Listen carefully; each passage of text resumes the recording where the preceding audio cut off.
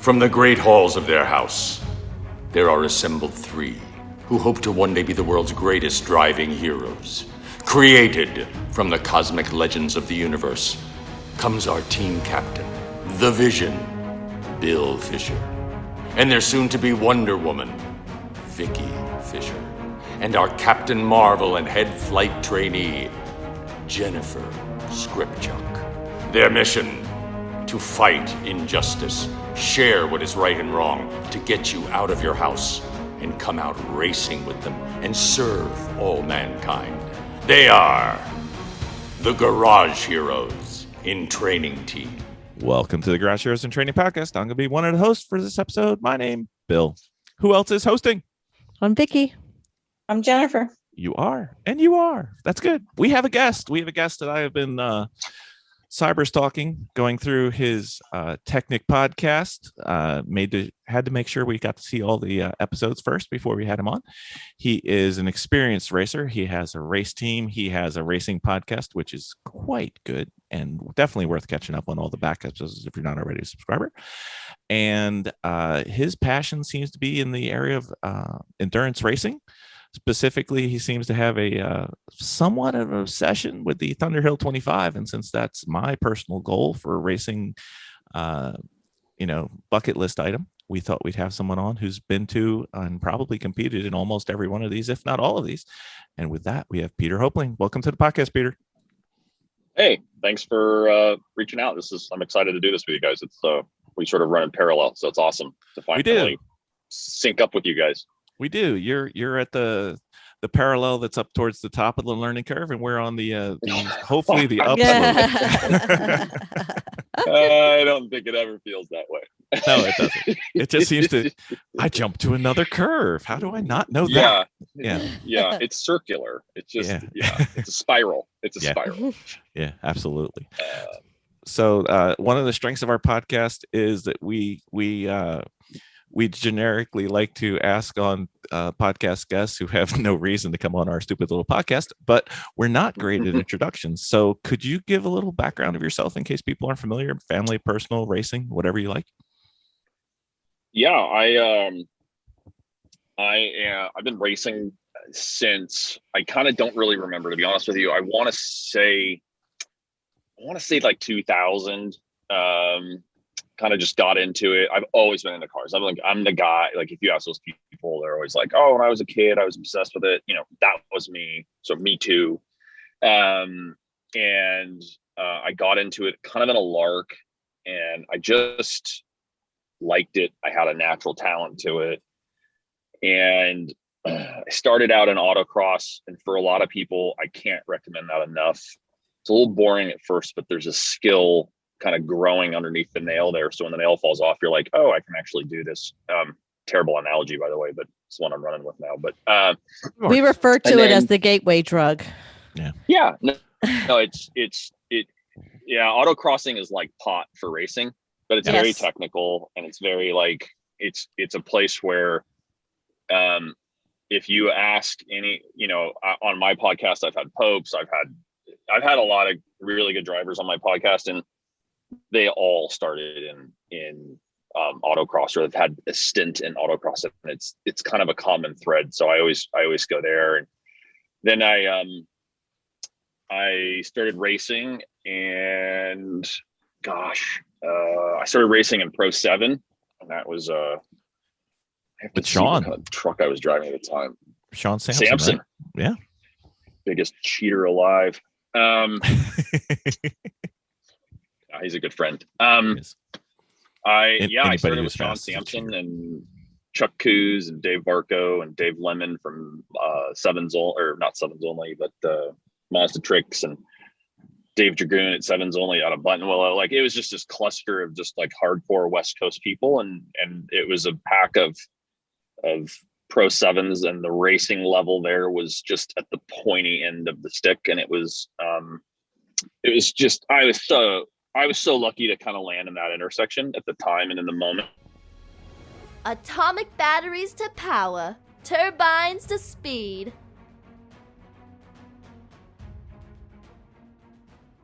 Okay, cool. I'm super sorry. If you want to start out, or do whatever. Let's see. I know that we were talking about the sevens, and we were talking about how Sean cheats, and then we were moving on to You're gonna get you to like an editing spot. yeah. Why don't we pick up with Sean cheating? I know I can blend that in.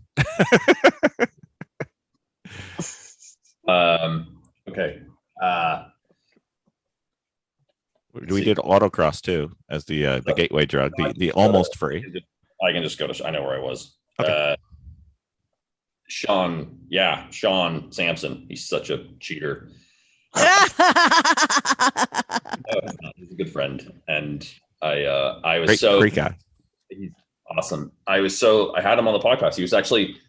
He was the first guy when I decided to do the Technik podcast. I was like, okay, Sean, I'm going to try something. Will you break this with me? And he was like, yeah, let's give it a try. And let's see. And it was like, so he was like my guest number one. He's an awesome dude, but he still cheats. So it's kind of a dichotomy. I was so lucky to land in that intersection of Pro 7, Cal Club, getting my license. I actually, to give you some context, like when I started racing, I actually bought a boat trailer. I sank the boat and I put this Pro 7 that I bought from this guy on Lancaster on the back of this thing. And during my licensing, my spring fell out. So we actually had to zip tie the rear spring. I mean, we were out there in this clapped out car, and I ended up getting my license like signed by Otto Kaufman. And like, it was just such a great experience and so lucky to be there. But, and then I won Rookie of the Year for Cal Club. And that was really like the moment where I was like, man, I think I just kind of found my place. I've played a bunch of sports at a professional level or a semi-professional level. And I was really like, this is just what I love doing. Then Pro 7 moved over to NASA after Cal Club got a little political, and they had tried out some of the endurance racing over there. And that was like, if we're to keep the drug analogy going, it's like you start an autocross and you're like, oh, here's this like little fun thing. And then it was like, I went to endurance racing and I was like, I'm not even going to inject it. I'm smoking this. Like, this is what I am all about. And it was, for me, endurance racing was really just hooked me because sometimes you kind of get to a place in endurance racing where I'm not in sprint racing, where it's the same character, it's the same bar, and it's the same bar people, and it's the same bar fight. You kind of know how it's going to turn out. Yep. Endurance racing is three-dimensional. It's a team sport. Other people influence it, and they make it,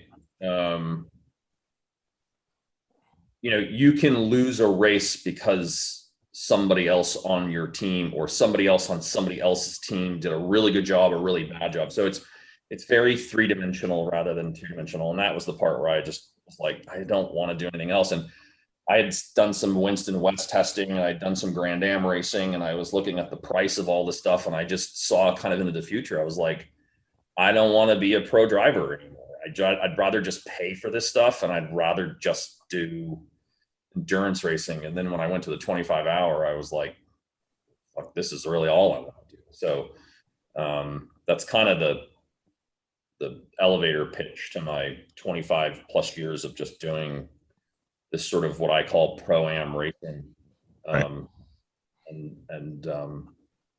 Yeah, I hope I answered the question. I digress if anyone knows me. That's what podcasts should be named, really. I mean, it's called I Digress. Yes.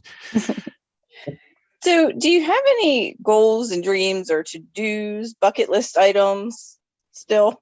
You sound like you've done quite a bit, but is there anything left? It's a really good question. You're definitely not bored from what I can see. So, I mean, no, not at all. No. So I think that I'm sort of bifurcated, and I probably have two goals left completely on a personal level as it comes to motorsports, and then just at a sort of resume level. I'm the king of the West Coast. Like, I literally have raced every track all the time, all over the place. And I don't even use maps to get to any of them. I can drive anywhere to get to any track. I know exactly how long it's going to take. I would really like to do a tour around the country. I'd love to do Daytona. I'd love to do Circuit of the Americas. I'd like to, and it's super hard with a 5-year-old and a wife who has a career. Like, I get pulled in a lot of directions. And so I would like to do kind of my own personal endurance one lap of America. And I don't know what that is or what that means. I've, now that I'm the sort of, I don't know, series director or leader, I don't really get into labels. Now that I'm in sort of at the pointy end of the stick for work, and I help run the series, which is West Coast Endurance Racing Championship or Challenge. I don't know. I call it championship, but I would really like to see other NASA regions adopt this model. And so we're trying to take this year to unpack those things such that we could have, there's a track on the Northeast, like in Massachusetts, I think it is. It's literally like Bathurst. It's insane. And it's probably not a great place to do endurance racing, but I'm like, that's 100% where I would want to do one of those. Right. It would be amazing to be able to kind of help the regions grow those, and then be able to kind of cruise that. I think that would be sort of a feather in the cap bucket list. And then I think also for myself, Technik is a nonprofit that helps foster kids that have aged out of the foster care system learn STEM on the team. And then we've partnered with different recruiters and different companies and stuff, and we job place them in STEM-based fields, and we get them scholarships and all these other different things. I think I'd like to, within side of that network, I want to grow it. And I'd love to see, when we set out, we said we want to see an all women's crew for a team, like full women. I don't care. We don't care who drivers are, because you're just a paid tool. You just finance this and drive the car around. So, but I would love to see like a full stack of women. And then I would also like to see another, whether it be Black people or like, I'd like to find someone, a part of our society that's being left behind, and just form a full team of them. So I'd like to see 2 full funded teams that make a statement for that part of our society. That's my personal side of things. So I got enough, like between those 2 things, I'm set for the next probably 10 years of racing before I have to invent a new problem that I need. knowing you'll do it in 4, but yeah. I'm happy with 10, but this is what I'm going to do for, when I met my wife, I took her to the track, like on our 3rd date, and I took her out with the big 40-foot pusher and the big trailer, and we raced Lotuses and Porsches, and I just, we ate shitty food, and I was like, this is my life. And there's a wake of women that think that they can change this, and it's not. It's what I do. Some people go mountain biking or whatever, and this is what I do. And if you don't like it, let's just do it till it bothers you, and then we can just go our own way. And she was like, do I have to go? And I was like, no, that's like the greatest answer in the world. You don't have to do anything around this. You can completely ignore me. Like, I love that. And so she gets it. And so I'll be here for another 10 years breaking shit, which we just did. We're about to do an engine. So we just got invited. Well, I just got invited to a race, and they said, well, you can come on down and help us run. And since you can help us wrenching, I said, well, listen, if we want wrenching, we point to Vicky. And they're like, well, she can come too. I'm like, if you need a wrench, it's Vicky, not me. That is not what I do. So yeah. And it's funny that, we talked about the 25-hour, and that's kind of the path that you're heading. It is, for me, the thing that stood out around that was it's like the biggest mashup of racing on all levels. it's one of the, I'm not trying to plug my podcast, but I talk about a lot of things that were important to me on the podcast. And I did a whole deep dive on the 25 hour, and I broke down its journey, its path. And I had this question about like, how on earth did this thing get to be this? Because it's like literally shenanigans on some level, but then you're also like, there's an LMP3 car, a couple of them, you know what I mean? You're just like, how did that budget get involved in shenanigans and stuff like that? And so it's just kind of it's an insanely challenging, fun race. And I remember 2000, I want to say it was like 6 or, and I don't know, I think 6 was the year I missed, but like 7 or something like that. And it was the name's escaping me, but like a Pope's level guy. And he was someone that I looked up to, and he was like, he goes, why can't I win this race? I won Daytona. I can't win this race. We were in the trophy room, and I was just like, yes. And I know it's this hard. It's not just me. It's hard for everybody. And that's when I was like, I'll never not do this race. So well, since you brought it up, and I've listened to your Thunderhill intro twice now, because I wanted to, when I have a goal, I try and do it. And in case people haven't heard of it, we could get into what exactly is the Thunderhill 25 and start working down the work series. Because when you're East Coast, it took me a few episodes to figure out. When you were talking about works, I thought it was like, what works in endurance racing? And then I realized you were talking about a series of races. And then I figured out what the acronym stood for. And, when you look it up and you hear it audibly, you look up WORK, and that didn't work. So eventually I figured it out. So, we're in such a silo. We didn't even think about it like that. It's so funny. So I think the Thunderhill 25 is kind of like the peak of the work series. I believe it's part of it, but maybe we can start with, it's not. Actually not. Yeah. So, here we go. This is going to be kind of a long stint of me talking, but I only know how to say this one way. So back, I think when I was telling you about when we went over to NASA, I think it was like 2002 or 3. Don't at me on any of these dates, people, because there's 2 things I'm not going to get, and it's Spanish and dates. I'm never going to remember those, or probably your name. But when WERC, WERC, which is the West Coast Endurance Challenge. Now, the context around that is that was sort of the first amateur budget endurance series for club racers that really formed and dedicated track time for that. And it had its own rule set and everything else like that.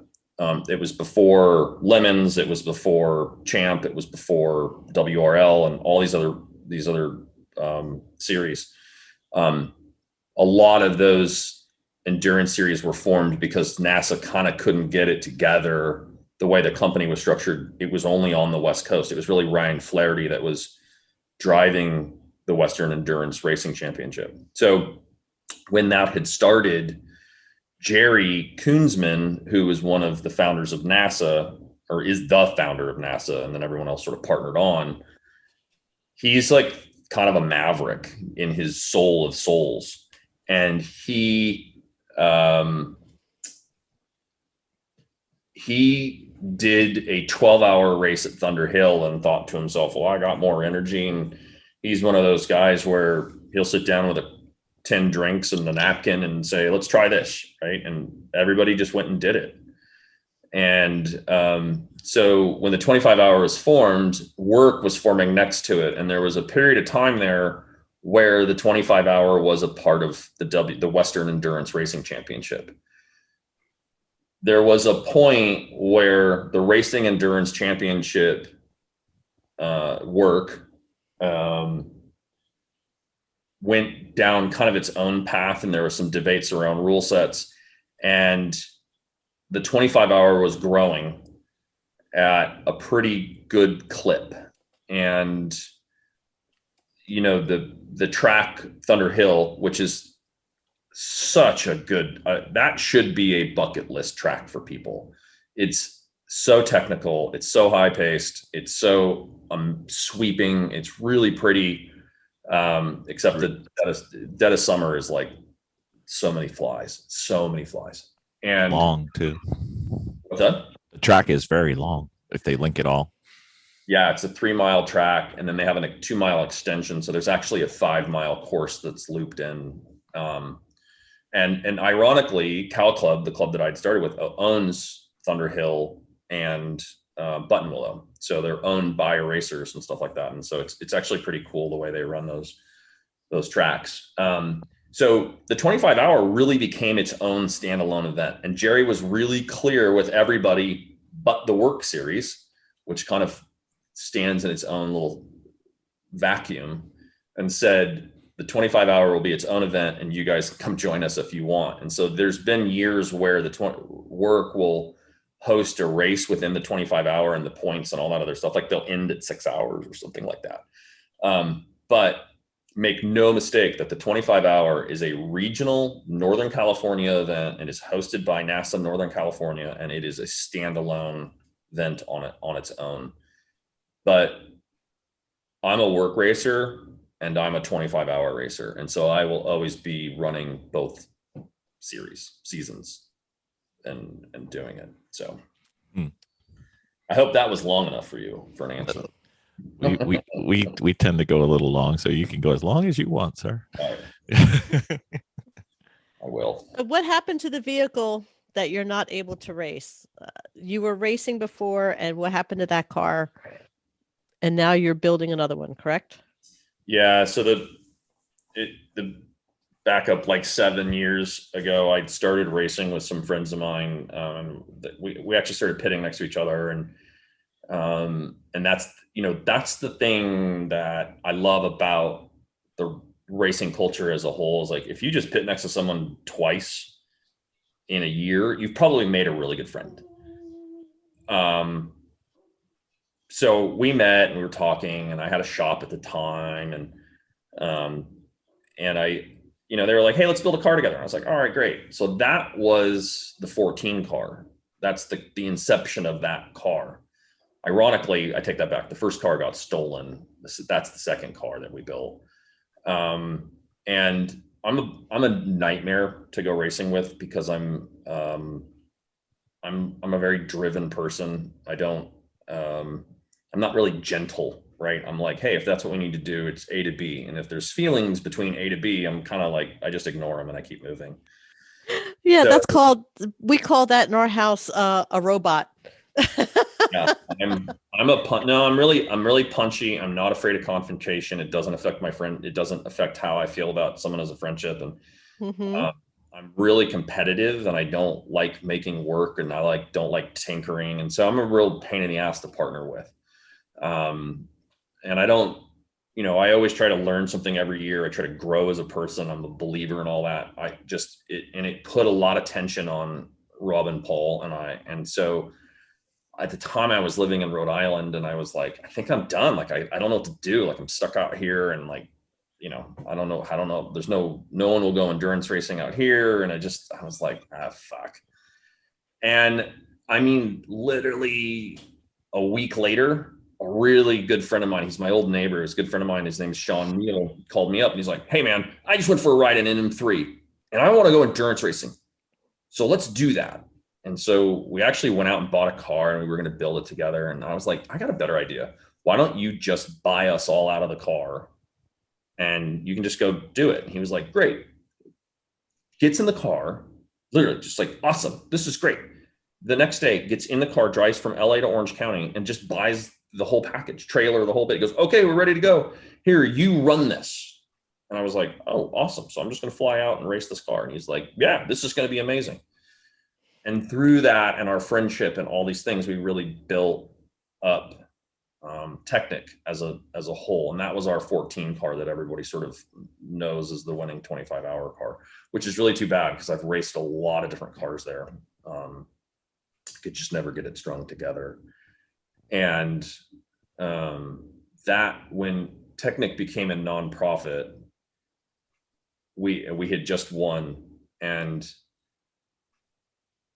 the idea of continuing to do the 25-hour and do it as a nonprofit for Sean he was just like, dude, the thing about the 25 hours, it knocks years off your life. Like if you think you're going to live to 100, you go do the 25 hour and you're going to live to 98. And if you go back again, you're going to live to 95. Like it just knocks years off your life. And so he was just like, I can't do this anymore. I've done this a lot with you, and this path is awesome and I want to be a supporter of it, but like I'm out. And so that's when the pandemic hit, and I'm a bit of a punk, and he hadn't decided to leave 100% yet, but I was like, we could do a Boxster and have 2 race cars. And he was like, what is your fucking problem? Like, why do you want to make so much work for yourself? And in his defense, he's right. Like, I have this disorder of being like, let's just do something really disruptive. And I felt like, so that 14 car was actually the first Spec E46 ever built in the country.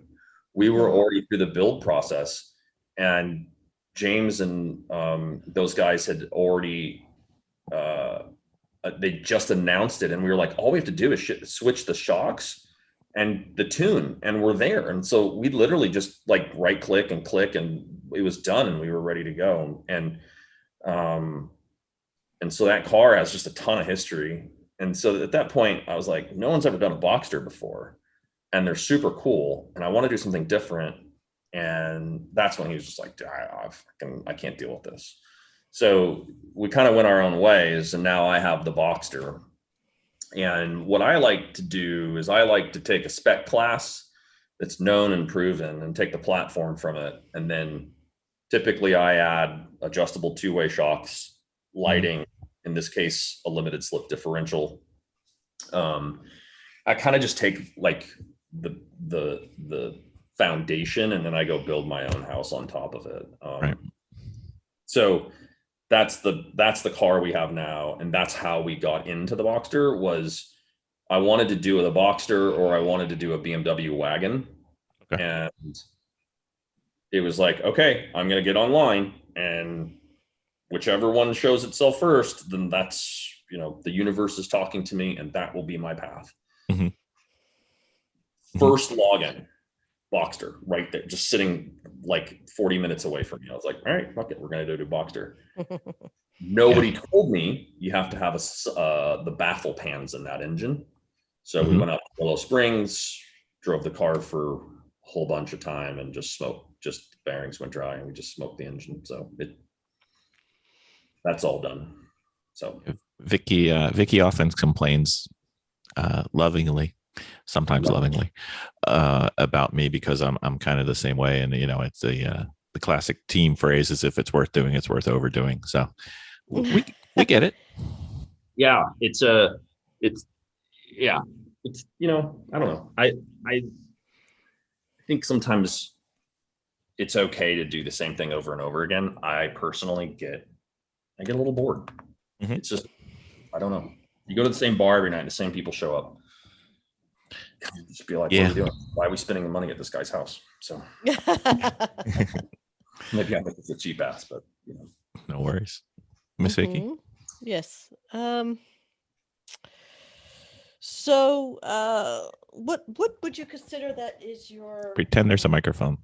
I'm sorry, I had an itch. My bad. I'm sorry. I really need like everything is disrupted right now. It's coming in, so I do apologize. The cats are like licking themselves, and they have their legs straight up. Yeah, I had like an itch. I had an itch. Can't tell that we just did a race weekend. Yeah, it's all good. So how do you choose your cars, just in general? First one at the top of the list. Honestly, like the actual car or the platform? I mean, when you select a car, see, like I'm partial to Miatas, and Bill is now went from an E30 to like an E46 now. So your preferences on choosing a car in general, or do you just like to kind of just say, okay, I want to build this, I want to do this? Yeah, I start from fanship. Okay. Being a fan, like I'm a huge car lover. I was super fortunate to have a mentor who's kind of a famous engine builder, and I got to study engines back to like 1800, and I got to understand a lot of different suspension things and stuff. And so like I kind of understand what's going on at a pretty in-depth level.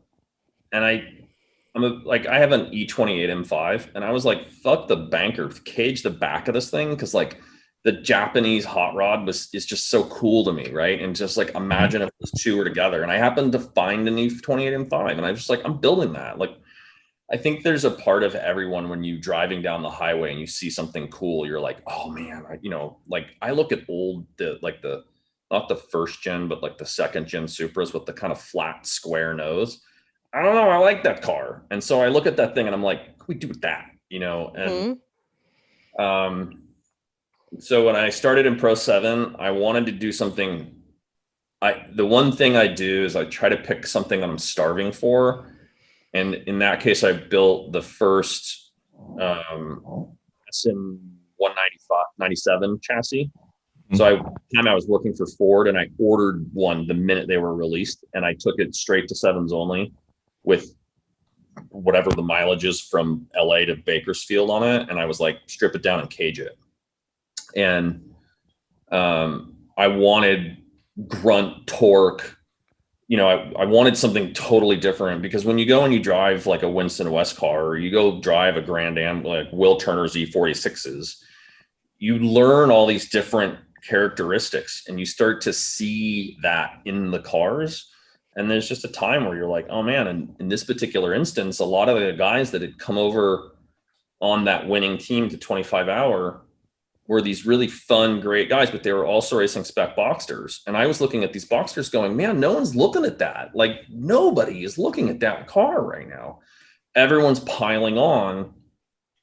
And so I will always try to find something that no one has really ever done, because it challenges me. I am not the guy who wants to look up all the answers. I want to sit. Like, if you had a graph of like nobody knows, and like here's the internet, and we could just Google all the answers, but then you go and you experience it, that's what we're in this for. And so I think I get kind of straight into that mode where I'm like, dude, if that car is cool, how much work is it? And if it's manageable, then I'll do it. I don't actually care if it's hard. I'm a very durable person when it comes to that. I'm an entrepreneur. I run a small business. I run a nonprofit, which is fucking hard. Don't ever do that, people. I know it's really good. Just pile on another one, because it's really hard. But like, I think when it comes to doing, like, if I look back at my racing career, I just go, dude, I've done some really cool shit. It was hard, and it was so much fun. And that's kind of what you're in this for, right? And I think we forget that when we get kind of complacent and comfortable in our cars. And so once we do that, I'm pretty fast to chuck it and do it again. And it's just a personality flaw. I also don't recommend that and nonprofits, but like, it's just kind of what we're there. This is what we're in it for. And I think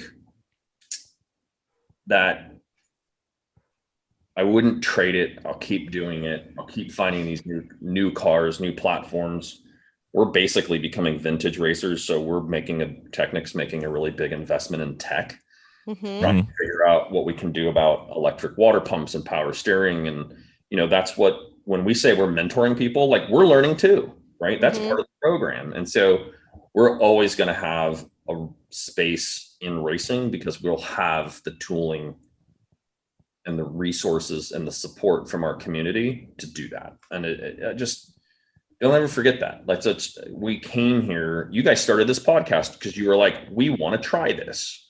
And you dove in, and you didn't know what anyone was talking about. And I would argue that you've had some of the most fucking fun you've had. You're yawning, right? You're yawning, but like, you had an enormous amount of fun. Jen just woke up. But like, but I would argue now. You can do that over and over and over again when you pick chassis, and as you build equity in the team, you don't need radios, because you already got them. You just carry the radio over with you. You take that car, carry the equity with you. It becomes a big Ponzi scheme, and it's like it's just so much fun. So it's a pain in the ass to learn how to drive a mid-engine car, but when I got it, I was like, what? Yeah. This is awesome. Relationship just went from bad and I'm not sure what I'm doing here to like, yeah, we're gonna do this for a little bit. So yeah, I that's kind of how I choose my cars. Like I just find that thing that's like, yeah, no one's doing that. That means I want to try it. Let's try something interesting. It's really hard to think about how to get like we just smoked an engine because no one was like, oh yeah, you need those. I was like, you forgot to tell me that, huh? Would have been fucking good to know. And I'm not upset about it because we actually know, like, the engine we put back in there for like a couple $1,000s is going to be something that no one that we know is doing. Right. And so we're just feeding everyone's like, oh, what's the bearing? The IMS bearing. Yeah. The IMS bearings. They're like, oh, they're terrible. And I'm sitting there going, well, then we're just going to go to a 2.7 and we'll detune the power. We'll take the torque. This car will be super fast, put an LSD in it. And we're going to be like, see you all. Yep. And we found out that I was like, hey, let's unpack what those bearings are. Let's look at them. So we ordered both engines, bearings, and all these different things. And it turns out the 2.5 is actually a really durable built engine. We're just treating it incorrectly. And so now we're going to oil feed it. And now we're going to get all the, and it's like, yeah, like think about that for a minute. You should allow people to run those parts. And the cool thing about work is they don't really care if you over maintenance your car. There's no rule that says you can or can't do it. There's no budget cost or anything in mind. They just want you to be in a certain horsepower to weight ratio in a tire size. And so it's just, that's just cool. That's just, we're going to buy one engine. We're going to buy oil fed IMS. We're going to do the windage trays, and we should have a pretty durable engine. And so that's the stuff I like to figure out. That's my job, is to sort of do that. So we agree with you philosophically, except that we started at a lower point. So, when everybody says, oh, a Miata, everybody's got a Miata, or, oh, everybody's got a BMW, everybody's, because they're the easy button. We're learning from essentially zero. So we needed the easy button. We've got other cars waiting in the wings. We just got to get there. So we're trying to learn, because we can't learn. The thing we did was we started off with absolutely the wrong cars, because we started off with a 74 Capri and an 84 Mustang with a turbo. So obviously that's the way to start. When that's the way to start. That's the way to do it. Because all those interchangeable parts, they're awesome and they're available everywhere. And you just go to the store and say, hey, my 74 Capri needs, blah, blah, blah. And they're like, a what? And the kid was like, what's a Capri? 74. That's like when the first two digits are 19, right? Yeah, that one. Yeah, that one. So so we just did it. So we got there though. Yep. Yeah, we haven't given up on this, but we haven't given up on the 74 Capri because we're changing it out with something else. Yeah, once we have the skills to do it. Yeah, so we realized that we are hitting way above our pay grade. So that we decided we're going to garage it, and that's going to be a future build. We're just going to use the outer 74 Capri, but we're going to put something that is way more easy to work with on the inside, just for fun. We're just not quite there yet. What are you gonna so we have the brilliant idea, since one of our drivers got confused as to whether he was in second or third when he got stuck in a gear, so he drove it several laps in second. So that wasn't good. So the weak spot on that car was the transmission. What's second gear? Well, it's not weak anymore. It's broken. So the transmission was always weak because the engine, 74, not exactly a cracker of an engine. So we changed the engine and the transmission, and then we figured out we needed to change the rear diff too. So we decided we'd go with like a 3.8 from I think we took a Camaro, like a 2003 Camaro, just to have something for endurance racing. And then we've got to change the rear diff because we just spin that whole thing to death by the time, because it's got a diff that's about the size of my fist if I close it. And and then we realized, you have to mount the engine onto something. And I checked all the places. There's no kit for a 3.8 2003 Chevy engine to go into a 1974 Capri. Who thought that wasn't common? But, whatever. You know, so I think you stick with the Capri. I think you lean in. we do. Yeah. We do. We lean in. We look at it. We go. We still don't know what we're doing. So Yeah. So Has anyone I seen am. the 13 box? I don't. Yeah. I thought it was down So here. it'll be funny and fun when it's done. Yeah. And we just know our skill set is just not there, but it's getting there. Like I'm apprenticing mechanic and I do majority of the work on the cars as it is. So and That's I'm not fun. allowed to. That's just rad. so I mean we're having a lift installed now. This week. This week we actually get a two post lift. We garage at an air hangar. Geez, So we get Nice. It's like, yeah. They let us test on the runway. Tell me that's not cool. So and it's like, heated. turn so- on right now. You're like 2 post So- lifts and hangars and airports. I'm like, oh god. Yeah. If it's And worth doing, buddy. Listen, Dip it's my a laptop little over country there. airport. I call it a hobby port because there's a bunch of car people that are in there along with airplanes, and they got a bunch of other stuff that are happening at the same time. But I- like this is a I country think those hobby guys port. buy airplanes to support their habit, and it's not Yeah. like Yeah. plane is That's a right. non-effect. I think that I believe that. So we have like a full functioning garage right now, and the skill set is starting to kind of speed up with it. We, our friend Alan, he is a mechanic by trade, so he comes over from Connecticut twice a week, and we put 10 hours in down there, and I'm just learning all of it. And then when he's gone, I just do the rest of the wrenching when he's not there. Yeah. So I'm sent to go get parts. yeah, he's our parts guy. yeah, he's the parts. Everyone It started out Bill doing this, and I was the garage girl, and then it just somehow it just flipped, and now he's the garage boy. I really love that. I actually think that's super. I just think that's bitching. I think it's great. My thing I love position about is it is sous chef artist. / gopher. Yeah, we refer to him as sous chef. He cleans up after everybody.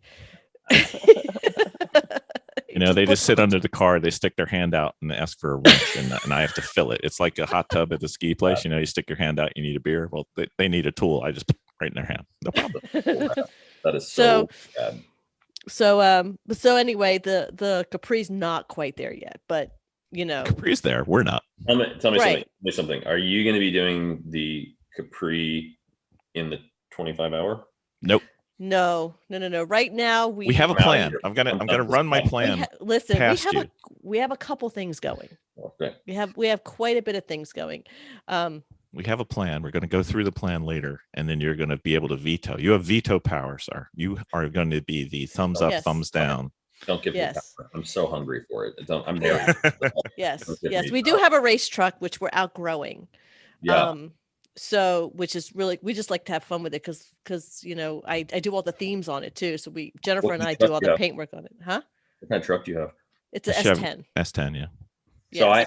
I will relate to you for a second. I actually kind of have, like you said, like how do you pick your, like I have this thought of doing like a Ford Ranger Mhm. Okay. or a Toyota, like to be like a nod to Pro 7, doing like an old 90s 4-cylinder pickup truck from the Toyota SR5 trucks. I was just like, we got to do something like, let's go throw like $6-7 at one of these things and just go hog it around and just. You can never drop it into fifth. You drop it into fifth, you kill the transmission every single time. Yep. So Toyota. That's why I wanted a Toyota. They don't break. yeah. So we actually now we have a Honda coming in that we're going to be built as soon as we Dude, you guys are the king of starting projects. But- Yeah, we gotta Yeah. spec me out a build too. So that's why we said Yeah. the Capri's coming. It's just it's like sixth in line. it's on the back burner. What are you going to pick for the 25? We're thinking of an endurance modified interpretation of a Spec E46.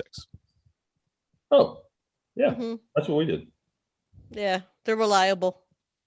We know how to drive it. It's not too fast Yeah. for us. It's not too slow for the race. That's our thought Mhm. anyway. Well, Yeah. So You would be deep into that pool. it's a deal. So We never back said we to were the smart. Thunderhill. yeah, let's get back to 25. Thunderhill. We Back just to kind of Thunderhill went down 25. a rabbit hole. That's what you're. I know. Are we This digressing? Is this a really podcast? about- Yeah, we just like hello.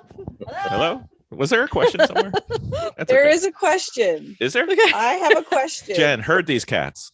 Why is Thunderhill 25 bills and seems to be a lot of other people's endurance racing goals?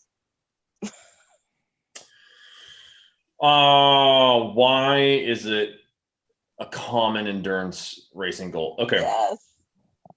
For those who don't know.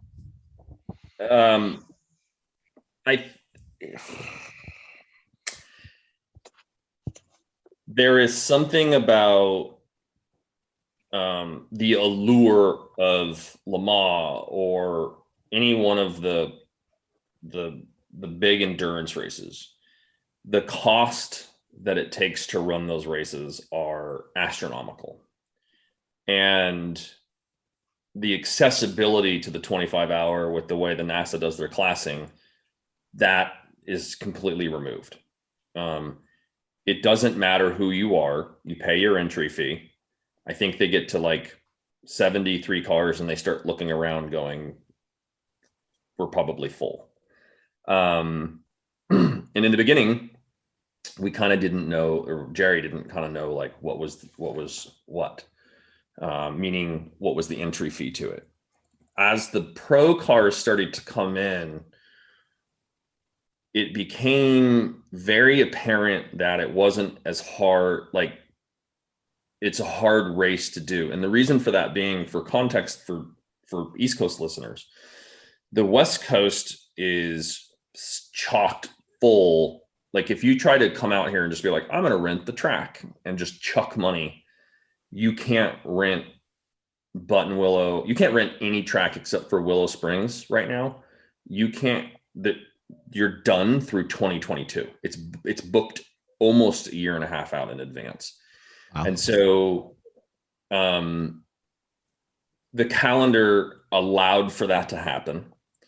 But what also happens is you're so far north. So in the state, you're an hour, like a tick over an hour north of Sacramento. So you're what we call the California frontier. It's like there's nothing between there and Oregon. And in the December months, it has snowed. We've had a tornado. We've had fog. We've had mud 3 times. We've had beautiful days. I mean, like, I was so lucky when Sean came over to go racing. I was like, let's go up there. We'll just go help a team. And it was so gorgeous. And he was like, this is great. I was like, sucker.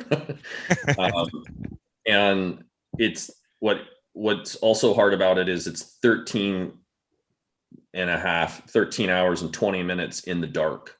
So it's over 50% of the race is done in the dark. You go behind, there's 14 turns and you go behind 2 mountains, and you know, it's just crazy. And it's a lot of off camber turns. There's 7 elevations. I mean, it's a really, you know, it's a really, and a lot of people, you know, in the beginning, a lot of people were getting helicoptered out of there because they're just getting roped, you know, from something. And every year we learn something, or I say I'm so invested, but they learn something and then they implement a safety rule. But when you take all of that complexity of it, it has the same sort of David and Goliath feel that these Le Mans or anything else has. And that's why all these, you know, historic families and NASCAR racers and all these guys come out and try and take this thing on, because it's completely accessible and it's completely, you know,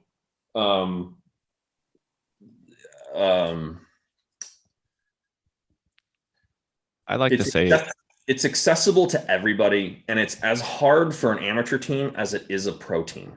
And that's the thing about that race, is it doesn't get easier the more money you chuck at it. It's just a challenging race. You'll literally be in October going, okay, we got to do our tire order. And you're like, we have no idea what to bring. You just can't bring, you know, 40 sets of different tires. Like you have no room for it.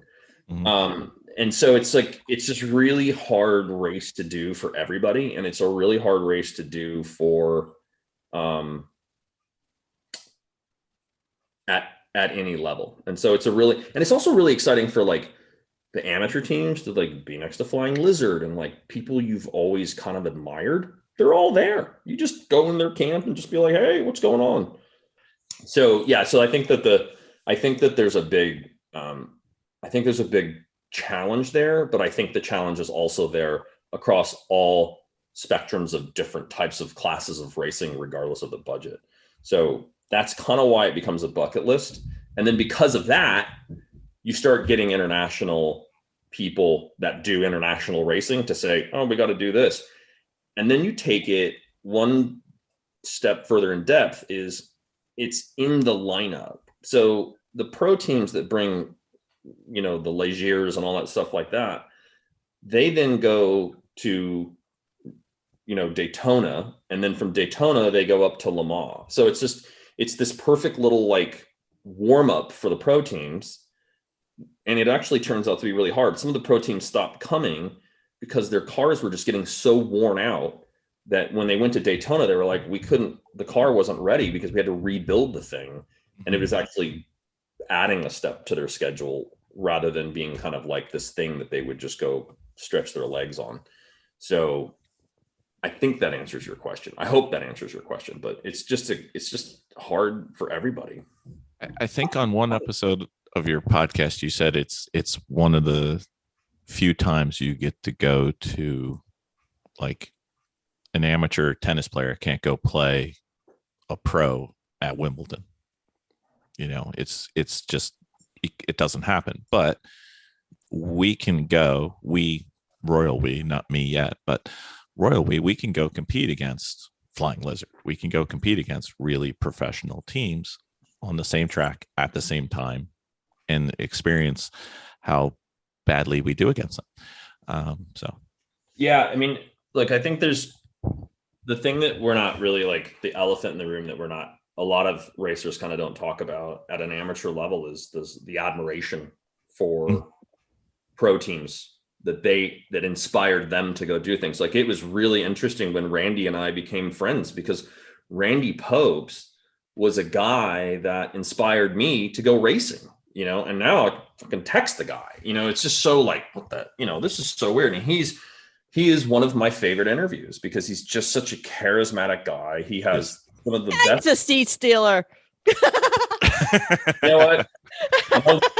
Amongst cheaters, that's fine. We've had Randy on love twice. Randy. Yeah. We love Randy. I just think he's awesome. I think Andy Lally, like all these guys, I'm trying to get Scott. I'm so bad with names. Like I said, Scott Pruitt on. Pruitt, yeah. I'm trying really hard to line. He's one of the guys I studied. You know what I mean? And so what happens at the 25 hours, you get close to those people and you actually feel like you're experiencing something that they're experiencing. Yeah. And that's an inclusive, not exclusive thing, right? And the budget of racing oftentimes makes it out of reach, makes it exclusive, not by anyone thinking they're more fancy or better. Right.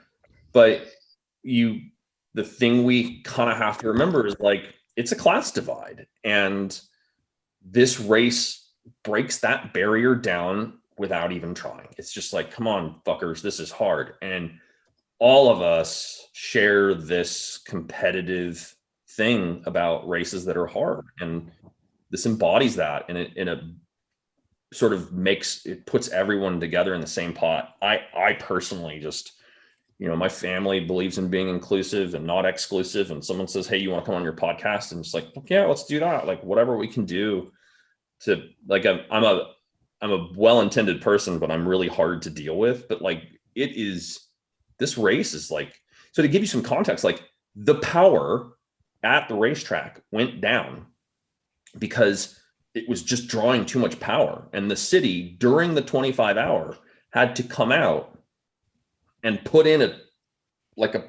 power to the track and like a couple generators. Dug lines in the road and had to hook better power to the track and Verizon literally was like, what is that hot spot in the middle of nowhere? And when I was doing my podcast and unpacking it, I was learning all these things that they actually thought that it was like some criminal activity. And so they sent the police out, and like a Verizon person was like, what's going on? And they're like, oh, cool, here's a tower. Like, just put a tower on the track. Like, it's so great how all of our passions becomes commonplace at the 25 hour, and there's nothing out of reach. You can literally walk into these people's trailers and be like, hey, how you guys doing? They're like, good. I ran to the store and was like, hey, you guys are fucking fancy. Got a welder? And he was like, yeah, bring the part over. And like One Motorsport with their full-blown, I don't know, courtyard just welded our part together for us. And they were so cool. So I love that. That is like my favorite thing in the whole world. And I think it's every racer's favorite thing in the whole world. And that's why a lot of race circuits do that. Yep. And that's why it's a bucket list for everybody. And it's the answer to the question. I think that's why.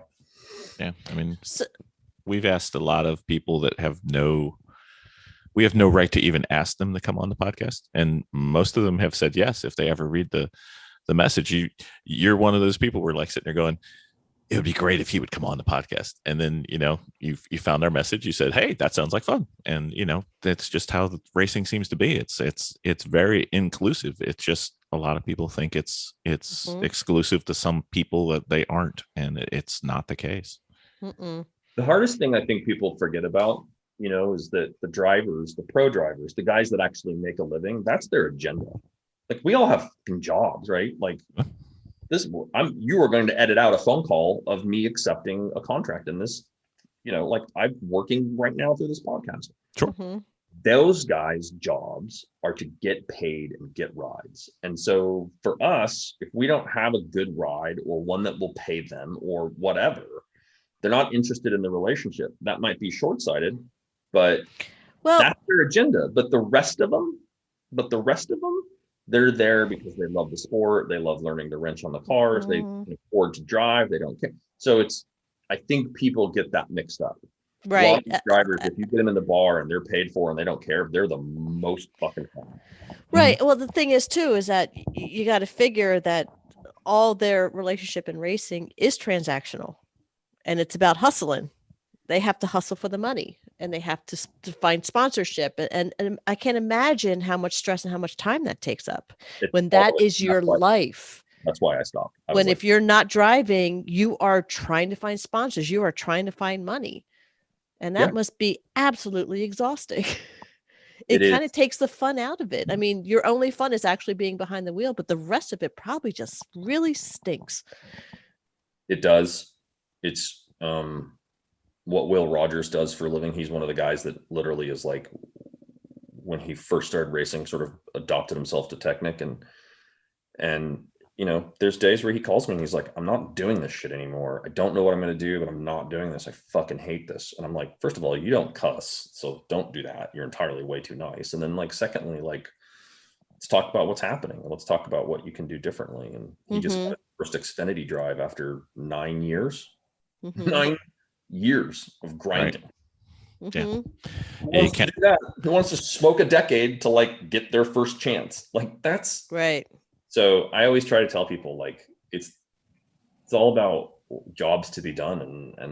But I hope that answers your question. I mean, we're going bit, but like, we always do. It's good. Don't worry. So how do you enter or qualify to get into the 25? That's actually good to know. You need to be able to have some endurance racing under your belt, and it is widely, strongly suggested that you have some night race experience. If you don't have a lot of endurance racing, so when Paul Walker and I were racing together and he came, we kind of got, like, he went down the always evolving path, I went down my path, and they were like, okay, what kind of racing have you done? He's like, I've done this. And they're like, you can't drive at night. So they'll let you run the race sometimes, but they won't let you drive at night if you don't have the right experience. And so you really want to get a certain number of endurance races under your belt, and you want them to be ones that go late into the evening. You want to have at least some dusk experience, and you really want to get into something that has, excuse me, that has multi-class racing. So the hardest thing about the 25 hour is that you have a spec E30 or spec Miata racing a prototype. The closing speeds, you can literally look behind you and see nothing behind you in a straightaway at Thunderhill. So you round 14 and you go out onto the straightaway, and by the time you get to 1, there was nothing behind you. By the time you get to turn 1, there is an LMP car behind you or passing you, and that's really common. So they want to understand that you can navigate that level of shit that I just talked about, and it's just from the years of just Miatas being the moving chicane, where they would turn in thinking, yeah, it's good, because 10 seconds ago there wasn't a car there. And that's reasonable thinking. Like in your vacuum, I mean, like if you said that out loud, you'd be like, no, it's fine, but it's not. The Miata referred to as a moving chicane. Wait till you do the 25 That's hours. awesome. Depends on the other car. It's the rolling apex. So speaking of cars, can you talk a little bit about what type of cars enter that and what the classes are? All of them. As far as the type of car, Mm-hmm. Next, I think there's been a Capri. There was a guy who had a Studebaker there. Wow. They don't give a shit. You want it, you can run it. But I will say, they do not fuck around when it comes to safety equipment. Like a lot of these guys have had to have their cars teched prior to doing it, because there's been some years where like cages like weren't welded correctly, and when they were hauling everybody away in ambulances and stuff, like the cage just didn't hold up. There was a hit. There's a turn 1's 100-mile-an-hour turn, and it goes over a blind crest. And there was like this program where these kids had built this car, and I remember going, God, it was maybe about 4:35 in the morning, and I was going to try and sneak in a shower because the hot water runs out at the track. And so I try to go off schedule so I can get like a hot shower, and I see this car, and it's a banana, and it's like, oh, that guy did not make that. Like you knew walking up to the car, he didn't make it. And the driver door, the left-hand side of the car was punched all the way to the transmission tunnel. And it was a Civic, and you just go, oh my God, how did the cage even allow that? And it had broke. It like ripped all the shit out. And so you really have to have a strong cage to do it. And they're really particular about it. And in this particular instance, it happened to be a right-hand drive car. And so the guy got away with like a broken leg and a broken wrist and a massive concussion. But like, that's the kind of shit that over the years that they've seen. So they're really particular about cars that are coming from out of class. Mm-hmm. Their cages are done correctly. Their Hans's, a lot of people don't remember to do this, but like your Hans straps, the hook on your Hans, you got to replace those things. And so they're pretty particular about that stuff. And that's also a moving chicane. Like every year they just pick a thing. And so you're just like, fuck, I didn't think of that. I got to figure out how to do it. And there's conveniently someone that's selling it there, but I'm air quoting. They see it coming. They knew that they were going to be picking on it. So, right. But you literally see every single car, every single type of car. As it pertains to the classing, which is something that you said, the best thing you can really do is read the rules, because it's the way NASA does it is they have their ST Super Touring rule set. Mm-hmm. So it's sort of like it's a hierarchy where they have like your general CC&Rs, right? Your covenants, your regulations, right? And that's like, don't be a dick, pay your membership, no fighting, like, which, by the way, as long as you pay the membership, they kind of don't read the rest of it. Like they stop reading the rest of the page. And then they have the general Super Touring. So this is what you're allowed to do the car. And the general premises, super top line is ST6 is 18 horsepower to 1, and I don't think you can run wider than like a 235 tire or something like that. Okay. ST5, which is what your E46 would come into, it's 14 to 1. So there's a big jump from 18 to 14. Mm-hmm. And I think the widest you can go is like 265 on the physical tire. So like some 255s are actually wider than they actually say. So they have like a little Caliper ring thing. You have to like cut out the paper and whatever. And then it keeps going up. So it goes 14, 12, 10, 8. And then it goes into ES and ESR, which is pretty much just like the North Pole. Right. It's like, yeah. I honestly, I never even read ESR is basically just, it's unlimited. They don't actually, if there's rules, nobody's read them and they'll never be enforced. It's literally open. So that's kind of the rules around that. Then that's how the cars go through tech. Then there is, and this is where I'm going to get kind of inside baseball. Then there's the WERC rule set for work. And then there's the 25-hour rule set. So you have to go WERC, and then you from there go for like the endurance racing regulations on all the different like rules around the endurance racing. And then you go to the 25-hour supplementaries. And that is the thing, like that breaks all ties. So if you read something in the 25-hour sup that is that conflicts somewhere else, then that's the tiebreaker, right? That's the parent in the room. And then you go with that and you basically ask for clarity. So it's, and you kind of have to think of like NASA is like the federal government. And then you think of the regions as like your states, right? And then you think of your race class as your local community, right?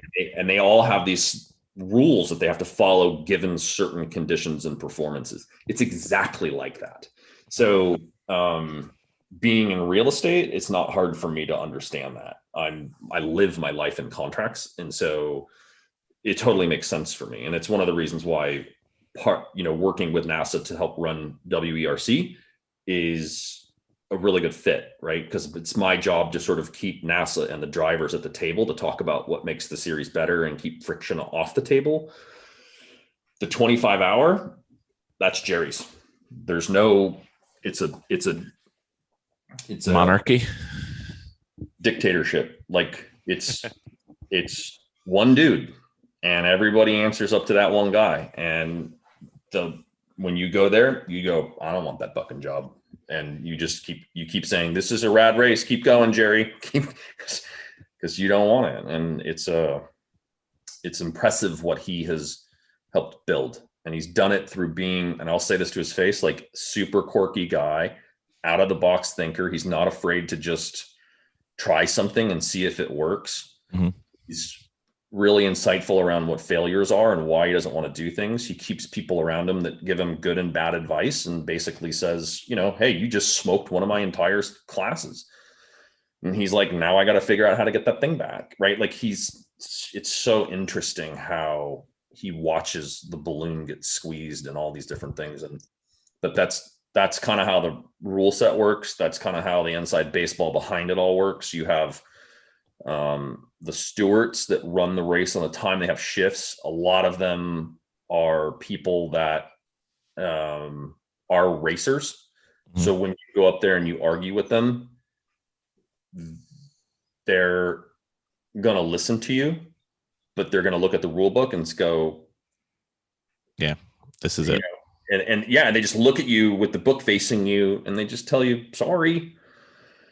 And I just, and I think here's the great thing about this, right? It's run at a local level. It's run by your own people. And so I had a problem one time where they had an official that, I don't know what, she was like, these guys are lunatics. And she was kind of in our shit. And I called up to the tower and I was like, this girl's like, and he was like, okay, well, we'll, and he was like super busy. And I was like, I just got blown off. So we came in for a pit and she gets in front of the car and there was this question about whether we got a penalty or what had happened. I don't remember what the moment was. And she put her hands over the car and would not let us leave the pit. And I looked at her and I said, You're about to get run over by a car. It's your choice, but get the fuck out of the way because I'm going to release my driver. And she looked at me and I was like, she's not going to move. And I had to make a decision. And it was like, this is what it's like to be in the 25-hour. You have to think so quickly to the rule book because your friend or a person on your level has to enforce what just happened. And so there's a level of, this is the thing that's really cool about the 25-hour. There's no lawyers. This is racers right. putting on a race for the racers. And it's because that maybe that year they're not running it or something to that effect. It's a really, and I have never had a bad call made. So we basically sat for 7.5 minutes and finally we just grabbed her and just chucked her out of the way and sent the car. And I went up to the tower and I was like, you guys owe me 7 minutes and 43 seconds. And I showed them the video and everything. And they figured out a way that year to give us back the time. And then the next year we came back and they were like, we'll never give. And they made a rule. They're like, we're not giving back people's times. So if this happens, then it's your responsibility to chuck that person earlier or do what and it's like, that's what it's like. They figure that stuff out. And then the next year they make a rule on it. And that's the end of it. Now, why wouldn't she let you leave again? I'm sorry. I don't know, but she did not like it. It was like someone was being pulled from her lifeless clutches when we dragged her out from in front of the car. And these are the things that make me, right? Like these are the things that make people just go, what the fuck is this guy doing? And I'm like, I'm not spending $40,000 to have this chick I'm just running a clock right now. I'm like, absolutely not. And so I just went over there and one of my guys grabbed her by the little fluorescent jacket. I was like, get the fuck out of the way. And we sent the car. And that turned into a whole thing. You put your hands on me. I was like, you put your hands on my car. Mm-hmm. It's not like if you go out on a track, they can't black flag you and bring you right back in. So, yeah. And, I don't think we handled that right. I mean, I'll be honest with you. I just, as a human, I just got pushed past the moment. And I think that's one of the reasons, and that's not just me. I mean, like cars catch on fire. Like it doesn't matter. Like it's so every year something happens, power goes out, it fucking floods. They literally were like, what's crazy was like when the fog rolled in, the drivers were like, can't see. And no one would come in. That's the wrong answer. You know what I mean? You're just like, and finally the officials were like, we can't officiate the race because we can't see the cars. And so they brought us in. But like that's the interesting thing, right? Is it's a race to get there. Yep. You qualify Friday night. There's a big old testing session ahead of time. So you will put 3,000 miles on your car that week.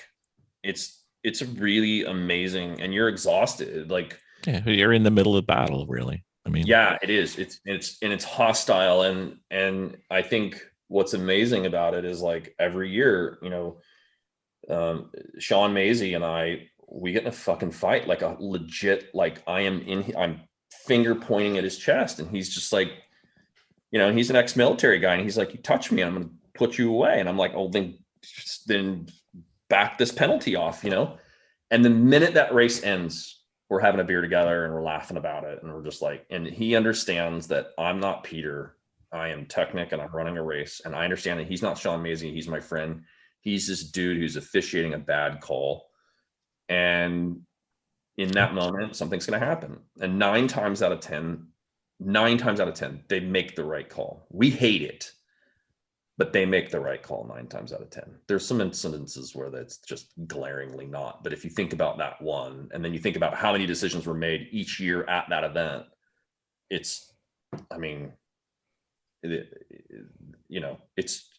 It's amazing how they pull it all off at a locally sourced, wicked kind of officiating thing. It's really cool. It's a really cool thing. I don't think I'd ever want to do it. If for some reason I couldn't race this year, I would probably broadcast. And I would probably want to do that. But, Steve Stepanian and Sean Mazie and John and just all these guys, every year they just fucking come back and they're good. They get it. So. And then Sean comes on your podcast and you guys have a great old time. Sean and I, man, it just, he's a pain in the ass, but he is just genuinely a really good person. right? Yeah. And Yeah. it's cool. It's one of the reasons why I kind of hang out in the NASA medium as a whole, even though I don't identify as a person to a lot of these people. It's the right level of motorsport for me. I think also I have this really sort of, I'm big and boisterous, and I'm quick to be like, fuck off, now drink some of my bourbon. You know what I mean? Like, I don't hold grudges at the racetrack, you know, and I think Right. that's the fun of it, right? You actually want that tension there because it keeps you coming back. But at the same time, when I ask on the podcast, like, what's the kindest thing anyone's ever done for you? The running theme is like, my enemy came over and gave me something that allowed me to be his enemy. Right. And that's such an interesting moment. And then the circus goes home. Like literally this little town forms and then it just goes home. Mhm. So you start to miss them and you start to get really excited when you start packing the trailer, especially for the 25-hour. I mean, I go up on Wednesday. I give myself a full day of travel for a track that's 2.5 hours away from me, just because it's a buffer. Yeah, you can wear yourself out. And like, I have to sort of disconnect from being a father, and I have to allow for real estate interruptions because real estate doesn't seem to give a shit if it's 11:30 at night. And so it's just as it pertains to the 25-hour, it gets under your nail. And you would think to yourself, I don't want that again, right? Like, who wants a splinter underneath their nail? Right. But I can't tell you how many phone calls I took this year during the pandemic, all around the world. People called me, like some dick who sells real estate, who races cars and yells at people and calls them cheaters and, you know, fucking steals wheels off their golf cart and all that other shit. I'm such a nuisance. I am such an asshole at the track. He admits it, so he's good. He's just laying it out. Like, he's laying it out there. He's owning it. Yeah, and you have to realize, like, I'm just trying to make. That's growth. That's real growth. That's $50,000 of therapy, right? But by the way, I'm sure it's more than 50. I made that number up. But like, but I think there's this interesting thing around. I got calls around the world from people going, I'm so bummed. I don't, like, the muscle memory of going back to this pain is so weird. And it's this form of addiction that you get for this race because you are, I mean, it's just, you know, and then I'm due for my beating. We won in the manner that we did. And like, it was, you know, it made Technik kind of stand out. And I'll say publicly, I was really disappointed because, you know, when you read all the articles, it was like Peter won this. And I was like, the fuck I did. I mean, we're 28 people. I mean, I could not have done it without Sean Neal. I could not have done it without Vladass and Justin. I mean, my spotter hacks other people's radios and gets on and sings Celine Dion to other teams. I mean, it's just shenanigans. And you miss it. And it becomes a part of your racing DNA. It's you know, like an addict is always an addict. It's like that. And it's just, oh man, I could fucking keep talking. It's like I could grow gills and just talk about the 25-hour. I just really, it's a happy place for me. So part of this, it started as something and grew into something more. And since you were, you know, basically there almost the entire history of this, would you like to get into how the race has changed? Maybe the race, maybe the paddock, maybe, you know. The paddock has changed a lot. We used to have mud lots. It was not all paved. I mean, you got to remember that racing on the West Coast has this crazy history. I mean, it's so weird to be the asshole that I was just referring to, but that I get to go and race in these tracks. And, you know, like, I call her Marge, but that's not her name. She runs Cal Club, right? Like, that race organization hosted I mean, you watch any US, Shelby versus Ferrari, right? Like all that stuff like that, like all that shit, that was all Cow Club. All of that. It is more than one pillar in the history of United States motorsport, sports car racing, was Cow Club. And it's so weird to think that in 2000, when I first started racing, so the first time I went from autocross to the track was to Buttonwillow, and I didn't even know where this place was. Like it was so weird. I drove there with a handwritten directions, and I remember there was only 6 bathrooms. Like Thunderhill literally still only has like a few bathrooms. They're not, these tracks are just now growing to a level where they have the ability to accommodate us. So when you think about the 25 hour, the busier years, if you didn't register in time, you got put out in the fucking dirt like a cow. And if it rained, you looked like a cow out in the dirt. I mean, people were changing tires in the mud. I remember we were down near the very end. It was, what were we running that year? I think we ran the Pro 7 car.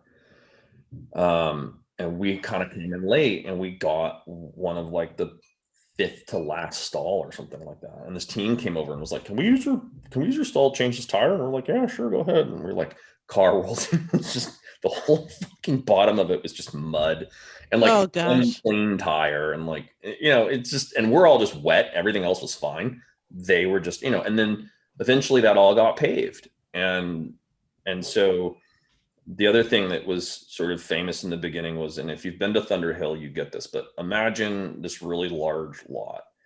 And then it sort of steps down maybe about 3 feet, 2.5 feet to the hot pit. So then it's down the hot pit, and then they have the hot pit wall, which creates a moat, like an actual moat. And one year it rained so hard. It was the first time in that race's history that we got like a ton of rain. And we, stood there, and I'm not lying, in about a foot of water in our pit stall, a foot, like up to my calf in water. And we would go over the wall and change the tire. And the team next to us had the K-roll, it had the little forklift thing. That thing was like humming water because the drain clogged from all of our garbage. And so it was just pouring out into their pit, and I felt terrible for them. So they, in the beginning, it was kind of like that. And in the beginning, man, if you showed up to the 25 hour, I want to say, 03, 2, something like that. Oh man, what was the first year? 04? I gotta remember. But the first year we went, there was maybe, and I'm not lying when I say this, there maybe was 6 enclosed trailers. I mean, everyone was on an open trailer. Right. And now you have full-blown haulers coming in with full-blown trailer generators. And then you also have this other team that's like, hey, if you want our Miata tires, they're in the back of the pickup and they're in the back of the Subaru, right? Like take the ones in the Subaru because that car is running and the heater's on. Like it's, you get all of it now, but the history of it really is just, and like, again, they just started drawing so much power. One year, there